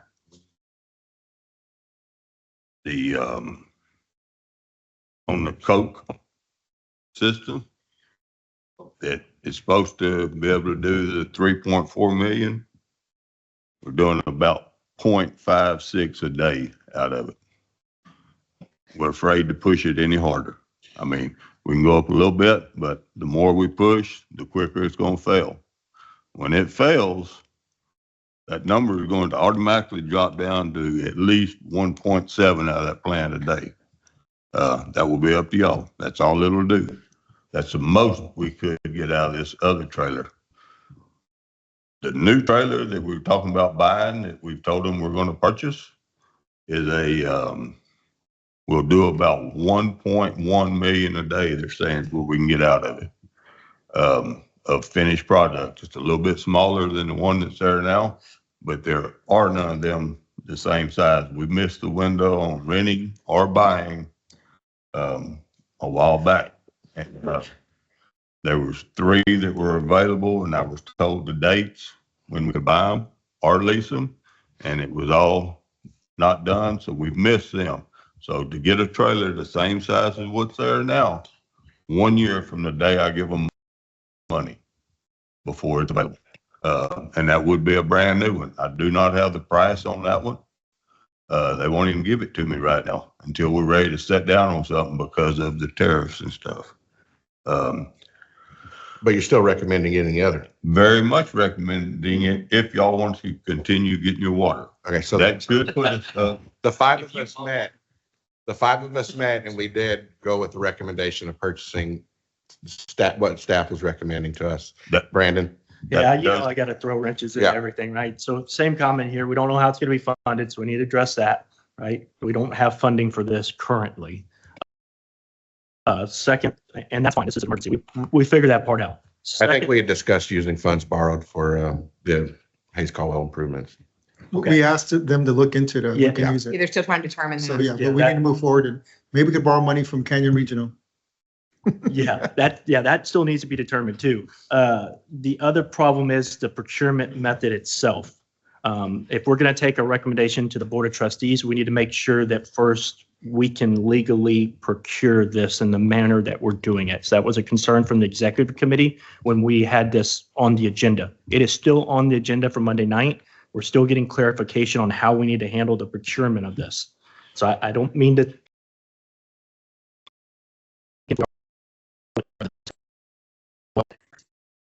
at the executive committee meeting yesterday evening, we had not declared an emergency. Is it even possible to use someone else's unit in line with this one? No, So then I think this is the only one that is, if the plant quits, this is the only option there is to get more water out of that plant, right here. No other trailer, no other brand, no other company to go purchase it from. There's one supply, so maybe one person. an item that works with sole source. You just waiting on that, the affirmation of that. We do not want to delay it at all. That's not the intention here. So we're working through those couple different things. You have sole source, you have emergency, you have options here. We just didn't have them last night. We kept it on the agenda. But if we're going to make that recommendation, the full board needs to understand it's going to be based on whether it's or not. I think that this board should make that recommendation. Y'all need this equipment. The Hayes Caldwell Group's already met, said they want this equipment. We typically try and abide by the project participants and what they ask for. I think we should move it forward. I mean, I think so too. If it's a procurement bylaw thing, I would like to ask the board to kind of a variance on that because it is a serious problem. Well, I think what you could do is ask the attorneys, because you could declare an emergency Monday night. This is an emergency, and so we need to buy it, and you circumvent everything. Well, I don't know if it's a legal thing or is it a bylaw thing? We don't know that. If it was our own policy thing, Okay. then we would just take care of it Okay. at our own policy thing. So the attorneys are working on it. Yeah, so I know you can declare an emergency, because I've been in places we declare emergencies, and you can go preclude all the procurement processes, but it has to be an emergency. So I think that's one avenue, but the attorneys would help. And I think one of the things we did talk about, Mr. Chair, is how we're going to fund this. You know, we talked about financing and whatever, and it's our opinion, it's my opinion, that we would pay for it. You know, we budget it and just start building me and I'll start paying for it, because I have the monies to start paying for it as soon as possible. Okay. Because if not, I think $6 million or it's doubles or something like that. It's supposed to $3 million over time. Yeah, I don't remember a financing option. It was a lease or a purchase. Right. At least for You may be talking about the raw water line improvement. That was the option of the pay up 300,000 front the or a 600,000. 30-year bond. The good news is these filters can be plugged. Yeah. Decide to go that route later. So can I share the board's will of making a recommendation? Can I make one more comment? Yeah. Okay, so if we do buy this trailer, 2.8 would be the very max to get out of that plant, not 3.4, just so y'all know that. It'd be 2.7 to 2.8 a day. That'd be the maximum water if this thing ran 24/7, both of them together. Just need to make that clear. And if y'all have any intention of wanting the 3.4 anytime in the near future, and when I say the near future, I mean, that could be a couple of years. We need to get in line for a third one. And I just need direction on that from y'all, what you want to do, because, So are That's you something not that- recommending this trailer? well, yes, 100%, Okay. but do you want a third one? Do you want to be Well, I able to think get we're the going full into amount? contractual obligations versus an emergency situation right now. You know what I mean? If you're gonna want your big supply of water in July and August, we need to start talking about it, because we probably won't be able to meet it, is what I'm getting at, y'all. So the board will make the recommendation to purchase this particular unit. And it looks like we need to have more meetings to buy another. Okay. Moving on to Wells Ranch. I think this is where STV is going to give their presentation on the preliminary engineering report. Oh, go ahead. On the pilot study, and there's not much there. Potentially made for those studies to begin. Again, their 90-day, TCEQ requirement takes a little bit of time to analyze that data and get a report created. TCEQ will need to review that data. Currently, if we're continuing down this track, it looks like early 2028 is as soon as a permanent fix can be in place for Hayes Caldwell for the membranes. I think that plays in a little bit to the urgency of getting some backup membrane generation, so that takes a little bit more stress off those Coke filters. Thank you. Okay, yeah, before we move to Wells Ranch, there is the GBRA raw water line that needs some improvement. It's not on the agenda, but they are seeking the recommendation. That is 300, Jones, 380,000 is our portion of that, of the Hayes Caldwell Group's portion of that. Yeah, with some VFDs and some works, the improvements on that line. The option to us was not do we pay it, it's how we pay it. Do we pay it up front, or do we finance it for 30 years through a bond sale GBRA is making? 15 years? Okay. Oh, okay. So I guess our option, and the staff recommend, the only option is David said that they'd already sold a bond. We had passed that, but staff's recommendation was to pay it up front and assess those to the participants. To tell them what we're gonna do. Because I think we told Carrie, we want to pay for it. Yeah, I don't know. I think Okay. I think that would be an issue. If that was the route we were going to go, I would like to know that answer, but I think we've been here almost 2 hours now. So since we were recommended just paying it up front, Joan may know the answer to that. So it was discussed, pay it up front, and then we will add it to the 2026 budget. So, and just as an FYI, I will expense it and show it as a receivable by the entities in my financial statements so that there's not any discrepancy. It's like, okay, Kenya Regional paid this.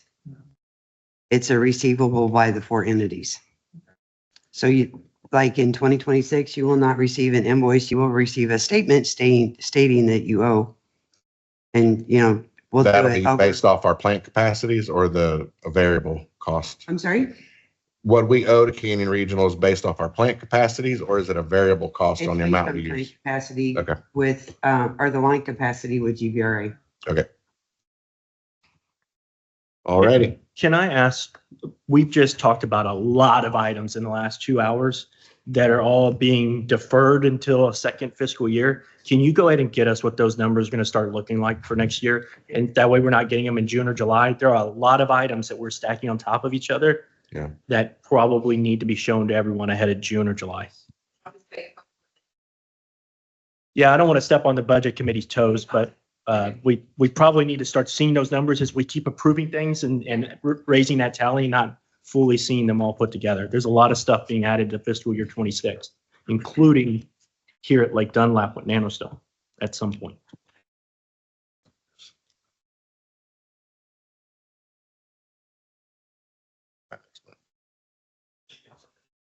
STV, you guys ready? I got smoke a cigarette.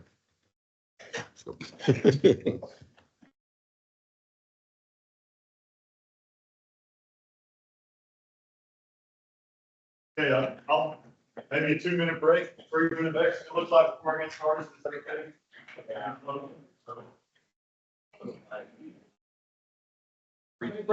Yeah, 2 minutes.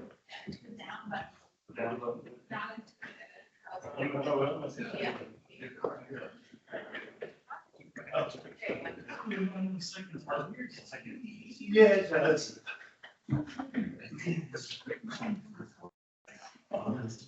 Is this working as well? Okay, great.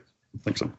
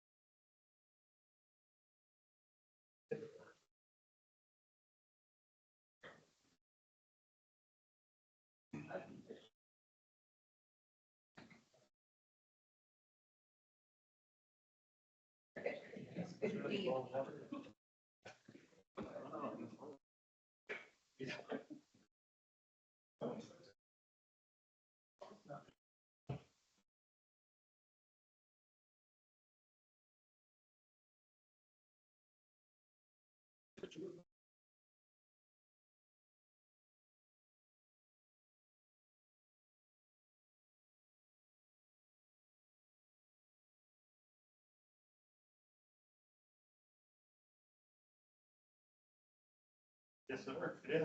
That's right. I don't know, you got that big award in Texas market, so, yeah, I can't tell them much, whenever they were to.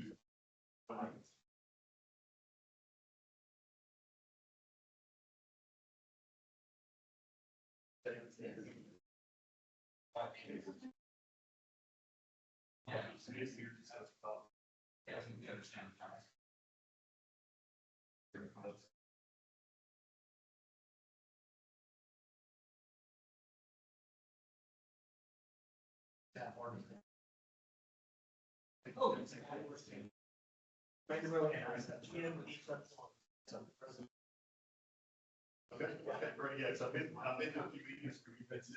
Oh, yeah, up there. Yes, yeah. I'm not very.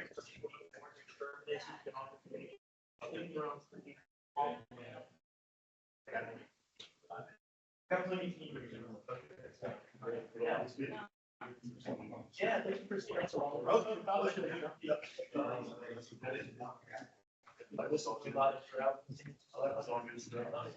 Well, we appreciate the work y'all are doing. Oh, thank you very much.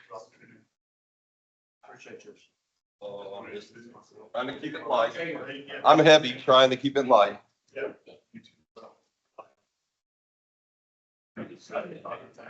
Hard. Glad to be speaking up to you.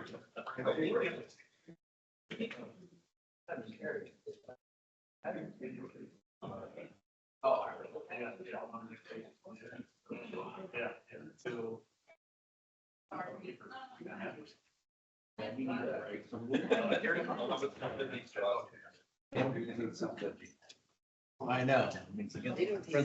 How many things that don't have a mother? It's very simple. Maybe the reason I was.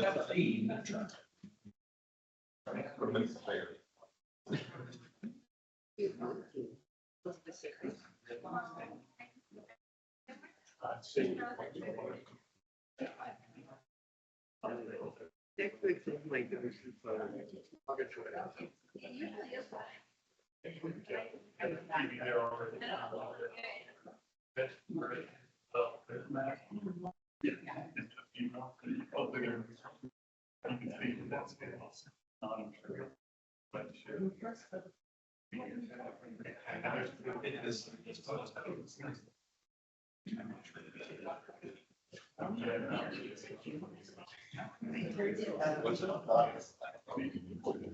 gonna make sure that Hannah didn't get hot back there. I'm making sure you wasn't getting hot. No, I'm good back here. Sure. Yeah, I was. I'm ready to Start. No, I.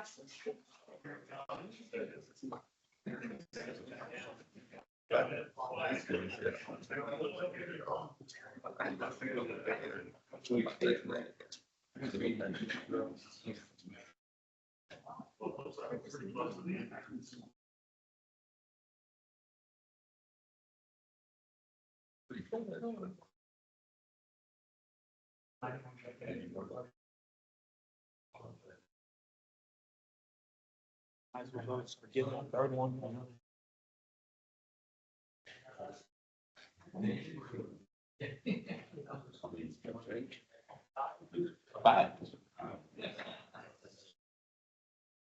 David, you wanna come to the front so you can see what you're doing? You come up here, I'll move. Okay. Just my dog. You gotta make sure I'm on the right one on both, though. You don't have to be working two hands. Yeah, that's true. That's true. Do that and go ahead. Yeah.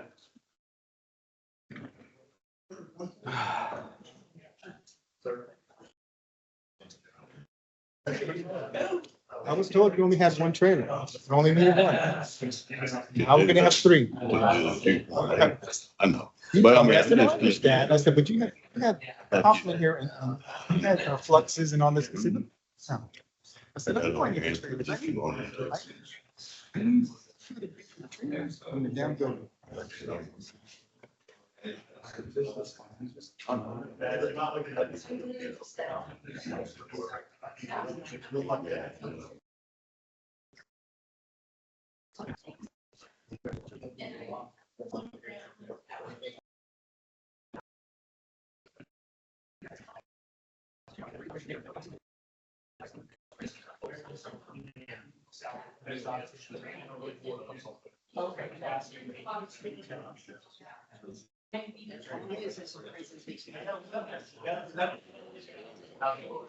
didn't know we were doing that. I was expecting to go already. How far?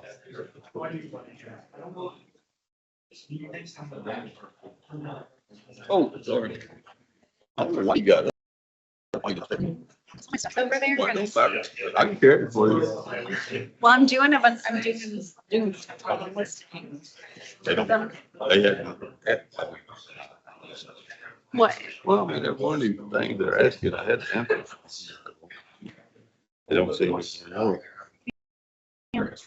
Well, I was like, my ass getting all these numbers together. Yeah, The pickleboard. every day. And, but if you didn't have the numbers, then Yeah. they. I don't know. And I was asked to do something, have it for this.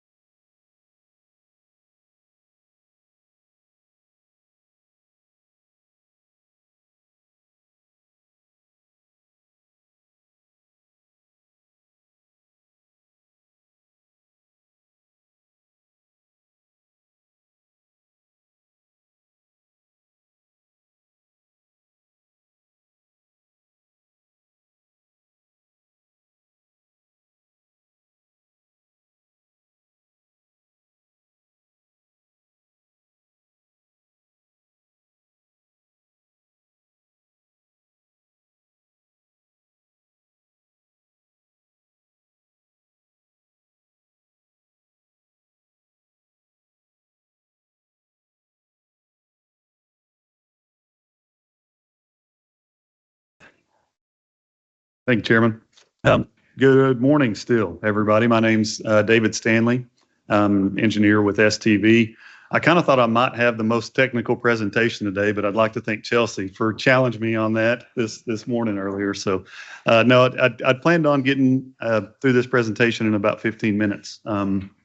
There's a lot of information in here, but I still want to be respectful of everybody's time. I know we've got a long meeting already, so that's my plan, but please feel free to interrupt if you've got a question at any time. And of course, we got time at the end for any additional questions as well. What we're talking about today, here is the Wells Ranch Phase 3 water supply study, feasibility study. This is, I think you've kind of been hearing about it over the last couple of months, something that we've been working on, getting some interim kind of reports here to the board and during other meetings.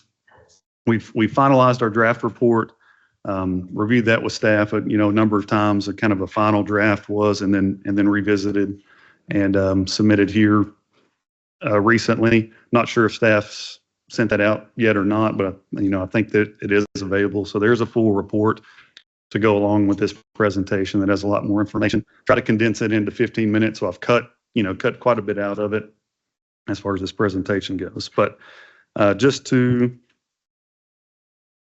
let everybody know kind of what we're going to be talking about today. STV's got a current task order 2 and 3 that both kind of touch on different aspects of this. This kind of been combined in one single report and presentation. And this is to study on kind of the high level planning phase or planning study for the Phase 3 expansion out at the Wells Ranch water treatment plant. That includes additional water supply, an area of land called the Brown Tract here, 4 new groundwater wells. Also collection lines to bring that water up to the Wells Ranch treatment plant. Another well, what we're calling well 10, which would be another well on site, physically on the same site as Wells Ranch water treatment plant. And then alternatives for improvements at the Wells Ranch treatment plant to treat the additional water that we're bringing in. Once we get that water treated, we've got to get it out to member entities. So looked at transmission line there, and then also some of those Phase 3 participants that aren't physically connected to the current Wells Ranch potable water system to reach those entities as well. So that's kind of what we're going to talk about today. Just to kind of orient everybody on the same page of where we're talking about, distances, locations, and all. I'm sure you've all familiar with the locations and maps, but this shows the existing Wells Ranch plant down here. These blue dots are the existing wells that kind of move to the east and northeast, and the Brown Tract is down here across the highway, a little bit further away from where the existing wells are. A transmission line here to the different facilities. These dots on the map just represent what we've got in our GIS system as existing delivery points to the various entities that are color coded up here. So we're talking Wells Ranch, Brown Tract, treatment plant, kind of transmission line here. This is what I think's referred to as a Santa Clara line that was built here most recently to connect those 2 systems to Dunlap as well. Okay, I want to start just talking about supply and permitting for Wells Ranch specifically. We're going to kind of move through in a fashion of getting the water, getting it treated, and then getting it out. So we're going to start with getting the water here. So an overview, currently the existing design points for the existing wells out in the Wells Ranch well field are shown in that first table and then totaled up at the bottom. It's approximately 12.6 MGD of supply capacity at Wells Ranch currently. And the column to the right is the proposed capacity, and that includes a few things. It includes the current well 2 and 14 pumping upgrade project that's under construction right now to increase that capacity from well 2 and 14. It also includes that addition of well 10, which would be the well on site at the water treatment plant. And then also the Brown Tract, where we're anticipating 5 wells at 1,700 gallons per minute each. So as you can see, we're more than doubling the supply capacity with this Phase 3 from 12.6 up to 26.9 million gallons a day of raw water production, groundwater production. I've just got those in acre feet per year up there too. Okay, on the permitting side, so these wells are split between two groundwater conservation districts, Guadalupe and Gonzales. The county line kind of splits the wells. Majority of them, I don't know, it's pretty fairly well split. So well in 2 and 14 improvements, those are split between two. The Guadalupe County Underground Water Conservation District is going to require, and I think we've discussed this maybe in the past, is going to require a permit amendment to increase that production on well 2. Well 14 over in Gonzales, that has already been approved. It was approved prior, I think maybe originally with the well. The proposed well 10, also in Guadalupe County, the one that's on site, would require a new permit from the Groundwater Conservation District. That would be a completely new well. It's my understanding that RW Hardin is currently working on that permit amendment for both of those through the Groundwater Conservation District. It was kind of a, combine both those into one effort to get them permitted at the same time. Now, the Brown Track well field over in Gonzales County would require a permit amendment as well there. You've got kind of two permits there, one per well and then one kind of aggregate production wise. And it would require an amendment to both of those. You'd have to permit each individual well and then permit amendment for your total aggregate withdrawal as well in Gonzales County. We also looked at existing leases under contract as far as for the aggregate goes to be able to support this. And the CRWA currently has enough surface acreage under lease to support that aggregate increase in Gonzales County. Okay, so that's supply and permitting. I'm going to move to the specific wells here next at the Brown Track. So we've been working in conjunction with the hydrogeologist at RW Hardin for some of this information as well. But these spots have been located on this Brown Tract as they're shown here based on anticipated groundwater availability, spacing requirements from Gonzales County, and then I think also discussions with the property owner of their preference for where these to be located.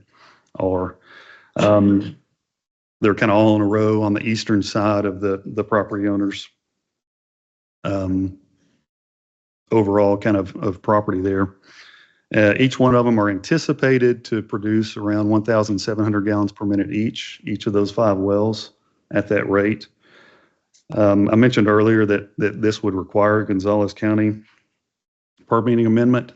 I'm going to talk schedule a little bit at the end, but I want to take this time to mention too that we, in talking with RW Hardin, we feel that this is probably the critical path for the project.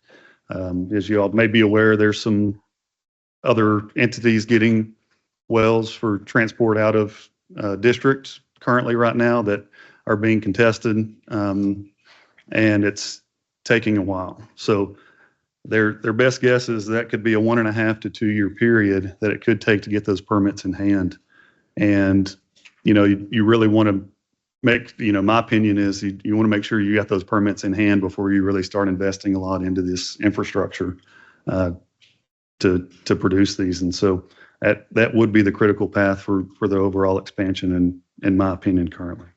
Excuse me. Yes, sir. In this map, it's showing the different well sites. Is that correct? Yes, sir. Yeah, different well sites. Is there no booster site in there? There's not. No, sir. So all this raw water would collect, and I'll get there, heading that way, but would go directly into the plant. Mm-hmm. Okay. I just want to make sure we can overcome the head pressure because it's a lot of water, a lot of big pipe.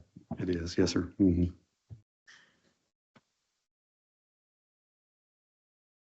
So just the kind of typical well detail here. These are deeper than the existing wells in the Carrizo Formation. It is down dip, down strike from the current wells. So they do to access that aquifer, you do have to go deeper on the ground surface. So about 1,300 so feet deep is what we're anticipating. That's also, we've got some increased capacity there. The existing CRWA wells are, anywhere from 400 to 600 gallons per minute that they currently produce. And so we're going to anticipate that we'll be able to produce quite a bit more than that from each well too.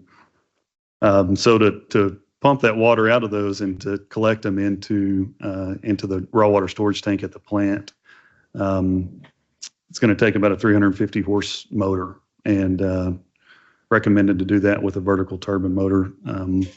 Submersibles for wells, they just don't quite make that big to handle that head and that flow. So these are in the CRWA formation. The 13 wells that currently feed into Wells Ranch, 11 of those are in the CRWA formation as well. So this is a similar formation that as to all the other ones, or the other 11 of the 13 that currently feed into the plant. Just kind of a typical layout. I had a picture on the first screen of what the well sites kind of look like now out at Wells Ranch. We're anticipating a similar layout for as far as site plan goes, and so planning for a 100 by 100 site with sanitary control easement. I showed that map earlier at the Brown Tract and the locations of those wells. It showed the lines kind of going out of there. I'm going to talk about that again in the next slide, but I want to mention that's currently just ranch land for the property owner. So this would also require, all weather access roads is what TCEQ, as you all know, says you've got to have to access these wells. Power to each one of these well sites individually, in addition to the raw water lines to get it out. So we've got some other infrastructure improvements to be able to drill, operate, and maintain these wells too. Okay, so we've got the water produced there at the Brown Tract. So how do we get it back to Wells Ranch, to the water treatment plant? We're going to talk about the collection lines a little bit here next. I showed on that original map earlier the kind of distance between the Brown Tract and the current wells and the treatment plant. Each one of these wells shown here, we kind of step up our line size as we add on each one of these individual wells until we get here to kind of the main transmission line, which is 36 inches in diameter.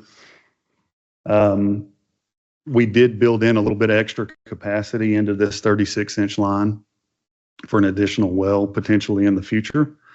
And what we did is we ran kind of two different hydraulic scenarios. We did it by hand, I guess. Well, not really too much by hand, but by Excel spreadsheet.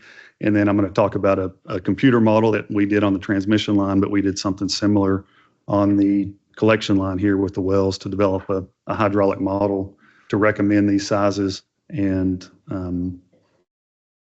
of well pumping motors, make sure that we could convey all this water straight from the well into the plant. And they would be producing from the well directly into these lines and into a raw water storage tank at the plant. It's currently there, and I'll talk about the plant in a little bit more. Currently, the well field collection lines on the existing wells, they've got some parallel lines in here. I'm assuming as some of these wells were added, needed to come back to add more capacity to convey this. And so once we get up to some of these parallel lines, we're able to utilize those existing lines as well as what we're proposing. But we still, our analysis showed that we still needed to do some improvements along those parallel lines. And what we're aiming for in this design here is to, convey this total flow of all these wells with some extra capacity, plus make sure that we're still able to convey all the permitted flows on the existing wells once they're all combined here and goes into the plant. So that way we've got enough line sizing to convey the entire yield of the existing and proposed well field.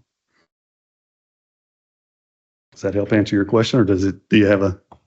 Yeah, I just and I'm assuming you already done this. You've already done this, but the wells that are there right now, you've already taken into consideration being able to push through the head of all that. So you're going to have both lines coming in, and you're going to have increased head. So those wells will still be able to produce at the level that they are at. Yes, sir. Okay, Mhm. with no Yeah. reduction. Okay. Yes, sir. That's the idea. Something like that. And just want to mention here too, because it's kind of on a map. I've got a scale up here, but inclusive of all these lines, and they're various sizes, but the total length here of line that we're talking about, over 66,000 linear feet of just on the raw water collection line. So pretty good ways away.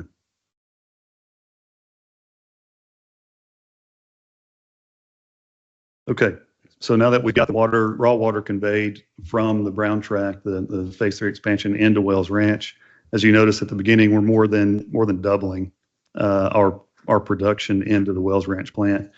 It's currently at, as it's operated and was designed at pretty much, maximum capacity.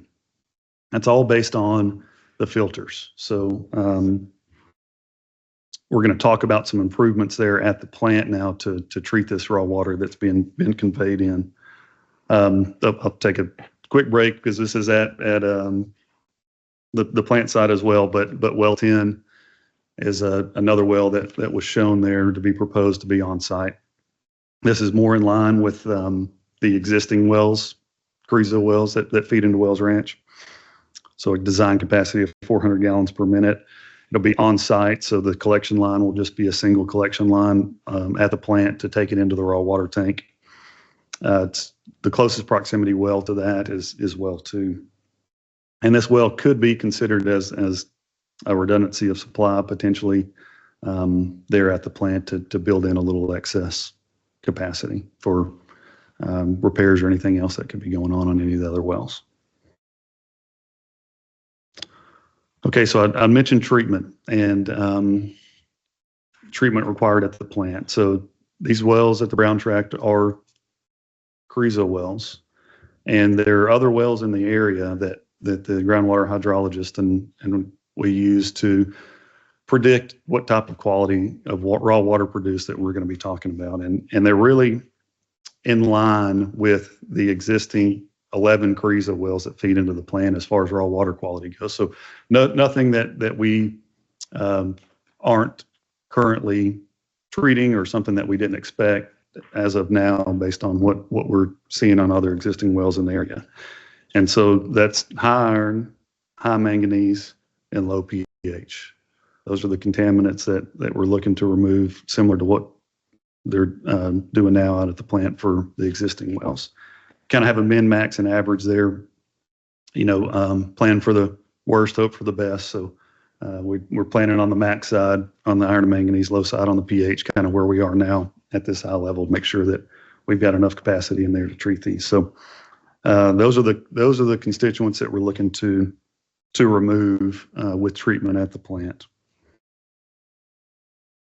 Currently, the plant uses, and they were shown they're in these photos too, at the first on the left there, gravity filtration. So you've got to oxidize that iron and manganese somehow, precipitate it out so it's solid, and then filter that out. At these levels of iron and manganese, that's the most common way and volume of them of treating these. So it's a groundwater plant. It's permitted by TCEQ, a little bit different than a surface water plant as far as the rules and regulations go. But really the sizing of this plant and the capacity of treatment of this plant is all based on the size of those filters, because that's our main treatment component of removing that iron manganese are the filters. And so the filters are designed currently to treat the max day pretty much of current supply out of the well field. They don't have any redundancy built into them. You've got one backwashing, you might have one down for service. You kind of have reduced your treatment capacity to below the max that's in the plant. And so when we looked at any kind of proposed improvements here, although TCEQ doesn't make you do an N+1 on a groundwater plant, we looked at it as a good idea for operational issues to add one extra filter in to kind of compare for redundancy. So I want to make that clear that in our recommendations that we're keeping one in as an extra, even though it's not necessarily required here for TCEQ. So we evaluated 2 different types of filters for the iron and manganese removal. These are both common processes. The one on the left is currently what's at the plant, gravity filters. Those are above ground steel filters, just media gravity. The one on the left is a pressure filter. Anybody has any hydropneumatic pressure tanks that kind of look like that? But that is under pressure. So the water comes in, is pressurized as it comes in, goes through the media within the filter, and then back out. So there are, a few pros and cons about each type of those filters that are all shown there. I'll kind of hit the high notes here. The pressure filters are under pressure, so they're totally enclosed. You don't have to put those inside of a building. It's recommended that you put the valve cluster. So this one on the right shown all within the building, but the valve clusters, the way that we kind of got them lined up in a proposed design is they're head to head. You can just enclose the kind of front end of them to keep those valves inside as opposed to outside, or at least put a covering over them. Gravity filters, since it's a groundwater plant, are required to be inside. Otherwise, TCEQ will consider those groundwater under the influence of surface water. And so you got to keep those filters inside. In doing so, we're now doubling the requirement of the gravity filters. Therefore, we're basically doubling the size of the existing building to be able to house those filters. Now, you do have extra pumping costs too with pressure filters. So as I mentioned, we're coming into the plant with the raw water and the raw water storage tank. Currently, that all flows by gravity through the filters into the clear well. No additional pumping other than backwash. In the pressure filters, we would need to repump those from the raw water through the pressure filters into the clear well. So you've got some higher energy costs there that currently are not seeing or wouldn't typically see in gravity filters.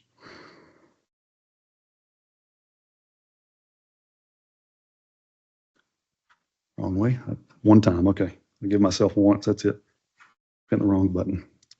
Just kind of a simple schematic. We looked at a number of different alternatives in the report. We go into more detail with those. I'd be glad to answer any questions about them, but just trying to keep this to time here. So I'm just showing the alternative that was the least cost alternative, and that was to keep the existing pressure filters in service and add additional pressure filters there at the plant to run those in parallel. We looked at, obviously, expansion of the existing plant to all gravity filters. And then another alternative that we looked at was, what if we did all pressure filters? So, we've got this existing gravity plus pressure. We looked at all gravity. And then we looked at if we replaced the gravity with the all pressure filters for this expansion, kind of what would that look like? Least cost alternative here was the addition of pressure filters. I mentioned that the filters are really, the main process at the plant of what needs to be upgraded to treat this additional flow, but it's not the only thing. We're still got over double the amount of water coming in. So there's some additional proposed improvements to go along with the filters. I talked about pumps, having to repump those. An additional raw water storage tank at the plant here is recommended. Doubling our clear well size. Got some other things I'll show I'll go ahead and let's show it at the plant. It might make it a little bit easier to see here. So additional clear well here, proposed pressure filters here kind of in series. This is just kind of depicting that building I was talking about over the valve cluster. This is well 10, the proposed well 10 here. I mentioned earlier on the plant site here, just to feed back to the raw water tank. New raw water tank here. We also, we've got 2 Wilcox wells there that we blend that come into the raw water tank. But for the pH issue, which I didn't discuss too much, there's lime slurry that's currently being added to raise that pH of the blended water. So we would need to expand that lime slurry feed system to be able to handle that additional flow as well. Generators, I'm going to talk next about high service pumps. You got to convey that water out of the plant after it's treated. Some improvements here at the high service pumps, and then backwash. We're going to have double the amount of backwash as well. They're proposed, and so we need to be able to treat that adequately, and increasing the plate separator that's there currently so that decant water can be recycled to as much extent as possible, and then ultimately wasted to the existing basins to discharge or evaporate. Mainly discharge. It's tough to evaporate.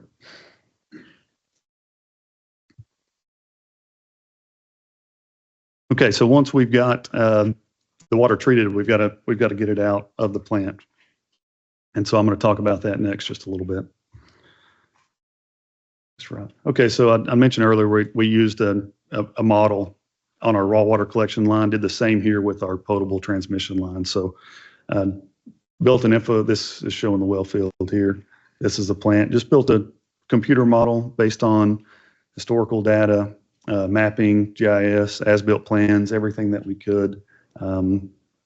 Site visits out to some of the pump stations and all to try to predict of what the future demands would be if this additional water was made available to the phase 3 entities involved. And so we use this model to exercise those different types of scenarios so that we could come up with some recommendations for line sizing to deliver that water. Okay, it's a little busy, but that's what these recommendations look like. I'm gonna hold off on this one, talk about this Hayes Caldwell Northern transmission line here in just a second. Gonna focus just here on the existing Wells Ranch line here. And it's, we're not at capacity on that existing line here to serve entities along the Wells Ranch transmission line, but we're close, and certainly adding, more than double the existing supply. And if we're wanting to get that water out, we are looking at improvements almost the entirety of the line from Wells Ranch down to the 1518 elevated storage tank. In the model and the recommendations, it's shown as a parallel line as opposed to replacement of a line. Gives you some operational flexibility and redundancy there. If something repairs down, that you're not down on the whole line. You can see those numbers here. So we're talking, these are kind of in 3 different segments, these proposed lines. So 29,000 feet, 35,000 feet, and almost 87,000 feet. Add all those together for the total there of the line. And you're once again looking at quite a bit of water line, similar to the raw water collection, even more so here on the transmission to convey that water out. So as some of you definitely know, and you probably all know, there are some phase 3 participants at Wells Ranch that are currently physically not connected to the current Wells Ranch line. Crystal Clear, County Line, and Maxwell being the 3. And so, some studies that have been done in the past. We didn't want to necessarily reinvent the wheel at this point. And so we worked with staff, and there had been a proposed line, is what you're seeing here kind of in this turquoise, in the past. We used that same alignment kind of in our evaluation. That's a very long line to convey the treated water just directly from Wells Ranch to the northern Hayes Caldwell Northern entities. 267,000 linear feet, so some odd miles of 24-inch water line, with a design capacity conveying 5,876 gallons per minute. At this stage, we added in 2 booster pump stations on that line, and then 2 elevated tanks to maintain pressure on the line, kind of what's similar operational wise to the existing overall transmission system. So a very, I would say, a very, very long line there, 50 miles for the northern entities. This is what had kind of been studied in the past. We kept it in here.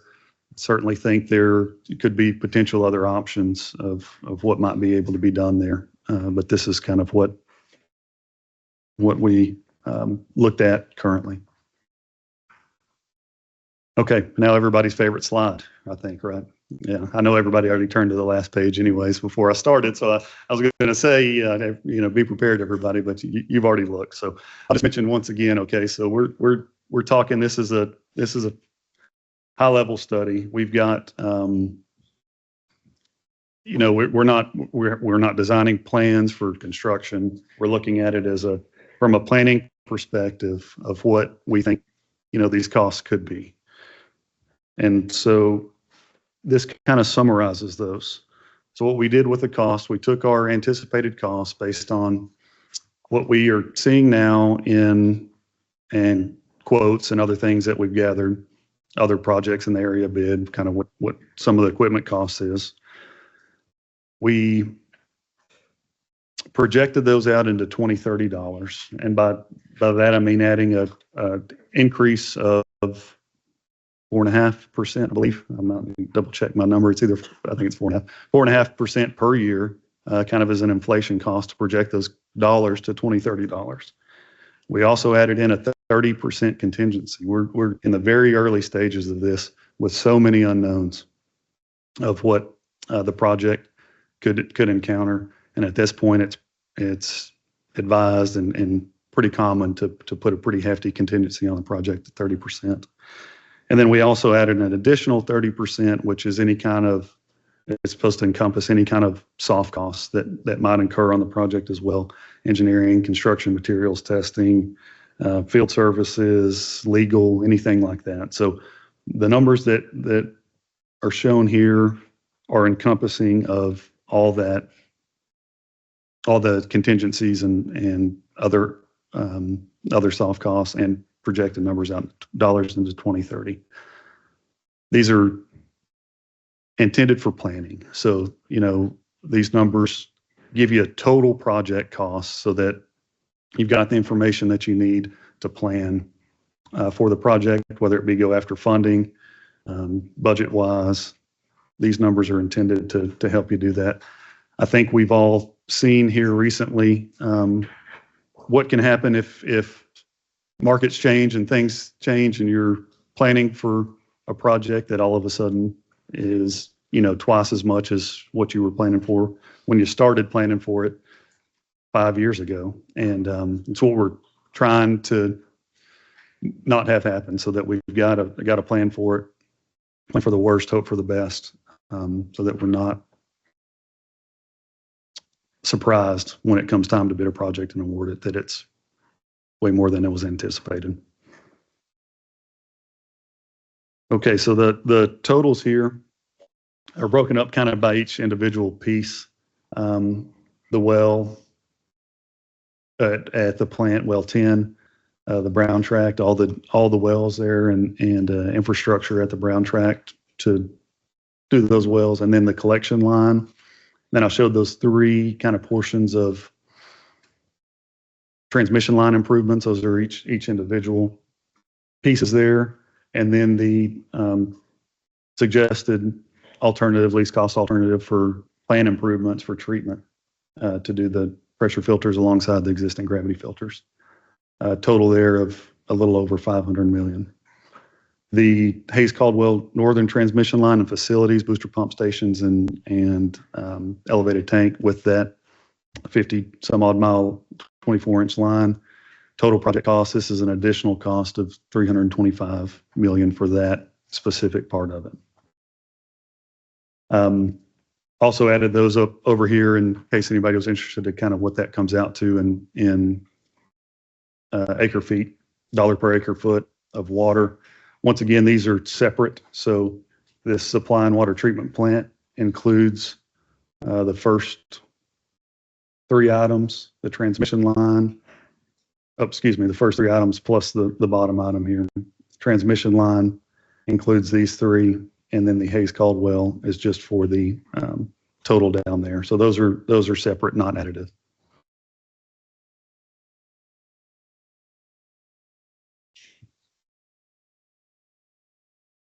I'll leave it on. My next slide is questions, and I'll leave it on that one because I would imagine I'm going to get some questions about this one first. So instead of going to the question again, my name's David Stanley. So that was on the next slide. So feel free if anybody needs to talk. happy to answer any questions.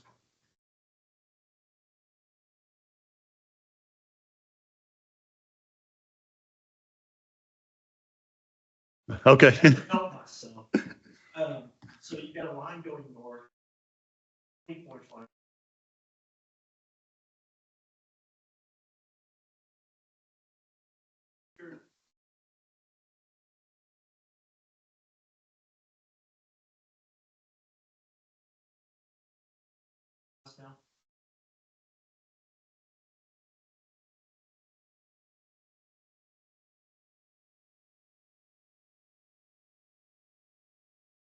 Yeah. On the transmission, I guess I'll point out on the transmission line, there is a 1.3 peaking factor on those flows. Yes, on both. Yes. Yep. So sorry, that may be where the number is. So we've got a supply capacity, and then the transmission capacity is inclusive of a 1.3 peaking factor to convey that water during peak flows, which I think is in line with contracts. Was any excess capacity factored into that 24-inch line? At this point, we didn't study it in enough detail, I think, at this point to be able to answer your question. So we looked at it at a velocity of that particular line to size it, and did not completely model that line within the computer system, knowing where all the take points out of that line could potentially be or not to be able to fully answer that question. I'm sorry. I could figure that out for you, but I don't know currently. So David, I hate to disappoint you, but there's no contracts yet. But just saying that, I think one of the things that we should be aware of is, is there going to be a buy-in factor for those entities that's never participated in Wells Ranch? For instance, Maxwell and County Line. Is there a buy-in? Or are we just going to be basically kept separate and we don't pay anything? What are you buying into when you look at this? Look like it's pretty much all new, isn't it? Well, I mean, there's some redundancy, I think, because typically it's what we've done with, if I believe you're just building a sister plant goes down, then, we're out of luck. We have redundancy is the same both ways though, right? Sure. So if Wells Ranch 1 and 2 goes down, you got Wells Ranch 3 to back it up. So you've got that redundancy both ways. I think in our mind, before all of this, before STV brought this up, right, there was some upgrades that needed to happen to the facility. We'd be using existing water lines, but this is almost you might as well just put this whole plant somewhere else, other than looks like we may be using a couple of the existing raw water tanks and only adding one. Everything else almost looks exactly like a second facility. So that goes back to that question, and I think probably a little bit too early to give you a great answer, but in my mind, looking at it, I'm wondering now, what are people buying into? What is Maxwell and County Line buying into if we're building a whole second redundant facility?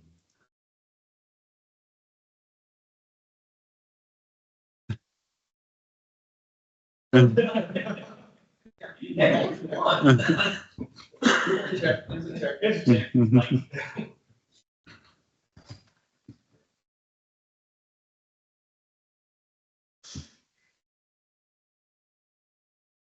does this fit with, I know maybe staff Harry, who was saying this, how does this fit with the Bloomberg? I mean, Bloomberg was, are we just looking at different projects and figuring out what's the best approach? Or is it going to be like a decision, we have to go with this one because it's cheaper, what do we? I'll talk quickly on Bloomberg. The Bloomberg piece of it is that there's no risk in terms of Gonzales County being involved or not letting us have water. And depending on how the judge holds that up or doesn't hold that up, Bloomberg is self-contained within Guadalupe County. And so I think that's the big, and he is very amenable, wants them to drill brackish water. It's considerably less too. And amount of water. There's also, I was at a conference last week out of state that they talked about, that 2 TCEQ commissioners there, and that there is legislation, if it passes, that will provide grants or very low cost borrowing to go after, they're using the term brackish. For us, that would be Wilcox. But it's part of the funding arm for the desalinization plants. So those things would all have to be really thought of. To your question, Umberto, to Bloomberg. And I don't know if it's a Bloomberg versus this or Bloomberg and this. I think it's an and, honestly, but I see it as two different projects, really.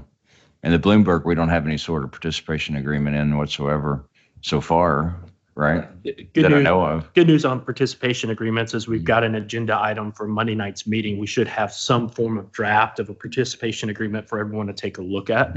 I mean, it's going to be different between the two, right? So Wells Ranch 3 has already been going on now for what, 3.5 years, 4 to 9 years. Some amount of time, right? So we've got to pick up some costs that happened before. It'd be a little bit different than the Bloomberg part, but we've got a template to use. But didn't we talk about Bloomberg being more equal? Yeah. Sort of. Yeah. Okay, that's what I remember. I think everyone's going to ask for more water than can be produced. Yeah, yeah. In my mind. And I think the Bloomberg water is less, supply wise of what we're talking about here on phase 3 as well.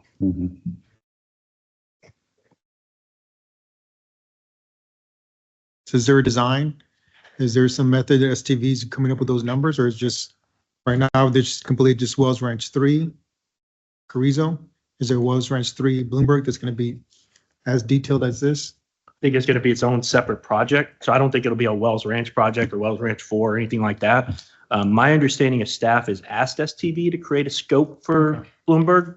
So I think first things first is participation agreement, get the scope. We need test wells, right? Because water quality was a concern with Bloomberg.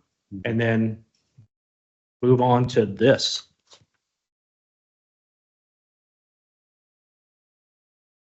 That's correct. Yeah. I'm just. I mean, I didn't know anything about Bloomberg until like 2-3 months ago. So, I've got no data on it other than what was discussed last time, 6,800 acre feet total, and that's all I know. So I don't know if any more work beyond that has really been done, or at least I haven't seen it.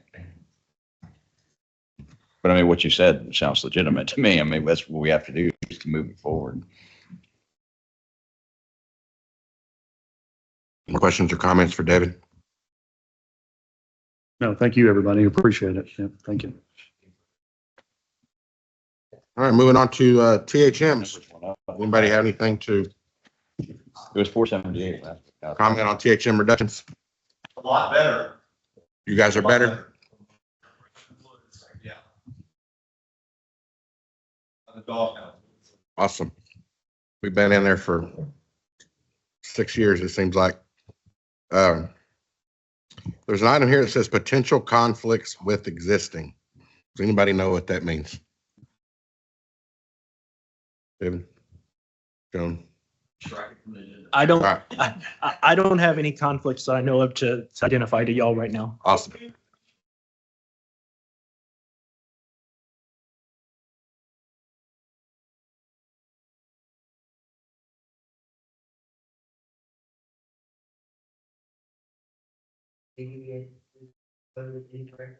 Could have. Item 8 is appointments to board of managers and trustees. Those are due back to the authority for those that are needing appointments to this board. I think everybody needs a resolution for this board, and then you have one trustee position that needs to be appointed. They need that by May 1st.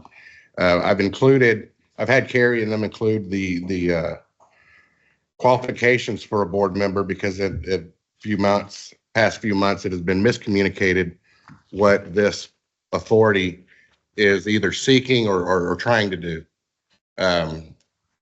Cibolo's counsel was saying that Canyon Regional was wanting only elected officials on their board of trustees, which is not true. Never has been spoke of. As a matter of fact, it has been spoken to broaden the qualification and allow employees of participating members to be on the trustees. So we don't need to share false information. We all know how anything political comes in, how not fun it is to deal with political issues, and we don't want those in here. So y'all keep that amongst yourselves. inform your trustees that are spreading that information that that is not true. So here are the qualifications for the trustees, and the board of managers is the manager or designee. So we all serve at the pleasure of our governing body based off these qualifications. Except when you are your governing body at the same time. I mean, What does that mean? so what I mean is, and I didn't know we were going to discuss this now, but I'm going to state a pretty unpopular opinion. But I think it needs to be said, right? I believe that general managers should not serve as board trustee members of CRWA. And I know that affects a lot of folks. I don't mean that to be personal or anything else. I believe there's an inherent conflict of interest between serving on both as being a general manager and being a trustee. I think the proper place for general managers to be is on the board of managers, right? Even though, and I agree, the letter of the law, the bylaws and everything else does not make this restriction. I'm just making this observation, right, over time. What's the conflict then? There's a definition for what a conflict of interest is, and Yes, how does it meet that? Yes, definition? yes, there is. And so here's the conflict, right? So if you were a general manager such as me, right, and I served on the board of trustees, then, technically speaking, if I vote the wrong way, right, and my board of directors don't like it, right, then my job could potentially be at risk. My livelihood in a number of ways could potentially be at risk because they may not like what I did.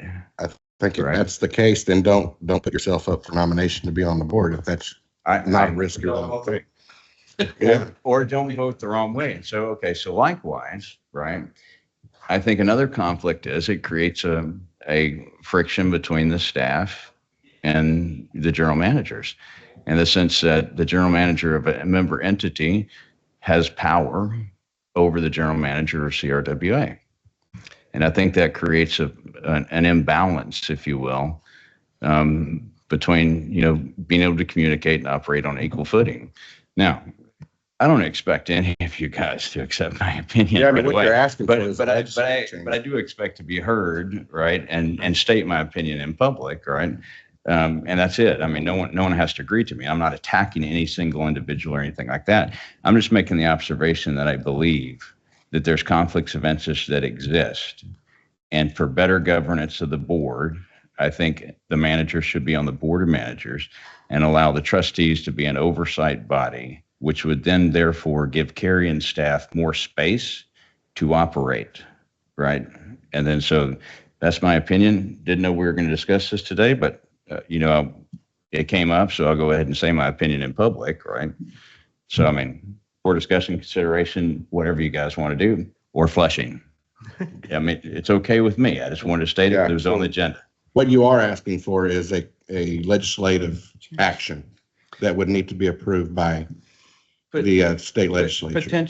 Potentially, but not really. Because if you really read the bylaws and you read the Enabling Act back in 2015, I think was the last time it was amended, there's a couple of things in there, right? It does kind of allude to the fact that CRWA can borrow its own money, and we don't have to do these crazy, bond contracts. It doesn't say we can't. I mean, it actually kind of indicates, it contemplates that it would.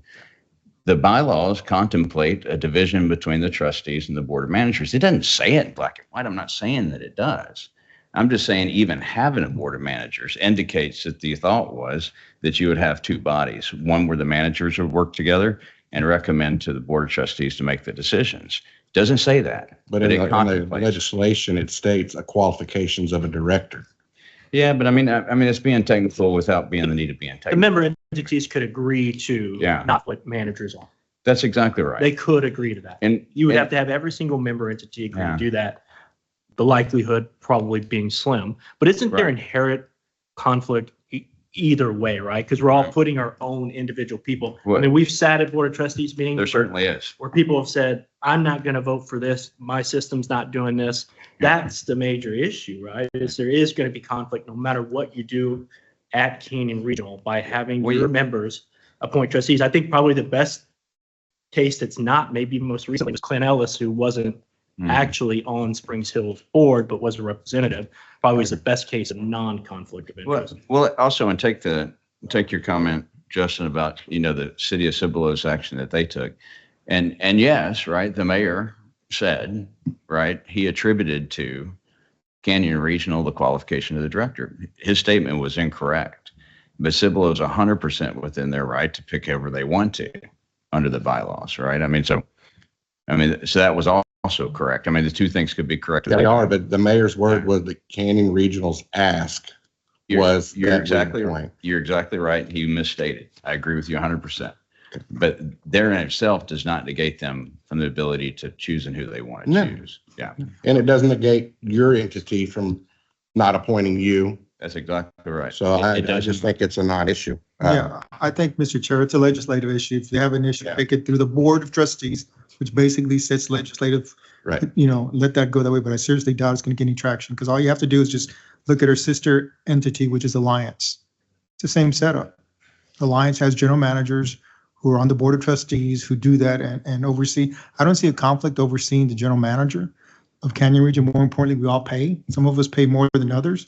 And I think there should be, I don't want to say oversight, but we should have some understanding of how this board works. And we should have, some direction from us as to where the other end of the spectrum is where you're a GBRA customer and you have no representation. And is that a conflict? To me, that's a conflict because I can't say anything. And they basically just passed a bill to me and I absorbed the bill. I think I like the setup we've had. I think there's some thought process. And certainly if there's legislative change, take it to the board and let the board figure out what they're going to do. But What we want to be careful about too, though, is, and we make the joke, I know I've made the joke, is that Kerry has 22 bosses, but he really doesn't, right? Kerry's got a board that's boss, and your individual director shouldn't be directing you to go do something. And what we need to make sure, and if you're seeing that needs to be communicated, right? Because that's what we don't want is 22 individual bosses. It should never be that way. Well, that's exactly right. But, Humberto, you made a comment earlier, right? During this meeting, and I'm not calling you out to be mean. I'm just giving you an example. You said, well, as a trustee, I would like the staff to do this, right? Phil can't sit here down the table and say, well, as a trustee, I'd like the staff to do this. You know what I'm saying? So it's hard to separate, when you're acting as a trustee and when you're acting as your own. And the reason, and I'm not calling anybody out and saying that there's bad behavior going on. That is not what I'm saying. I'm saying a conflict of interest could exist in the arrangement that we were. And if Phil was king, I would like to have general managers, not as trustees. I would like to have them on the board of managers. That's all I'm stating. Do our bylaws stipulate what trustees can and can't do on the board of managers board and vice versa? No, it doesn't, right? And I'm not sure that we need to crack open. I'm not recommending we crack open the bylaws and do some belly button examination whatsoever. I'm just talking about how do we make the board of managers and the governance of CRWA with the board of trustees more effective, where we get more out of the meetings that we come to, we make the right recommendations, we come to the right conclusions faster, right? And it seems to me, and maybe I'm wrong, but this is from, my short time observing, right, as really an outsider coming in, that we have some problems, and I would like to figure out a way to make us more efficient. I would like a way to give the staff at CRWA more breathing space to execute faster. And how do we do that? So, I think this body is the right body to try to help figure that out. And the reason why I ask is because this might have already been thought of, and that's why some things were put in place, and I just don't know what they are. So I'm just raising, maybe there's something already there, and we just don't know about it. No, there's not. That's what I know. Anyway, that's my opinion. I don't mean to hold us up. Okay. There you have it. So It is what it is. the appointments are due May, before the board of trustees meeting May. The qualifications are there for your board to freely choose who they decide. Completely agree. Any other comments or recommendations to the Board of Trustees? You've got a lot to make. Are you going to be at the meeting? I'm going to try to be. Okay. If not, I'll have a written report. Yeah. I would like to ask that the agenda for this not be in a PDF, if I can get it in a something that I can manipulate, not to change anything, but when I write notes, I want to be able to put them in there in an electronic form and not in a not on paper. I want to be able to keep it on You electronic. just want the Word document. I mean, you'll have the original record. It's not like I'm changing it. I'm sorry? You just want it in a Word document. That way you can. Yeah, Word document's fine. Okay. Yeah. Please. little long meeting there, Chair. Thank you all. Too long.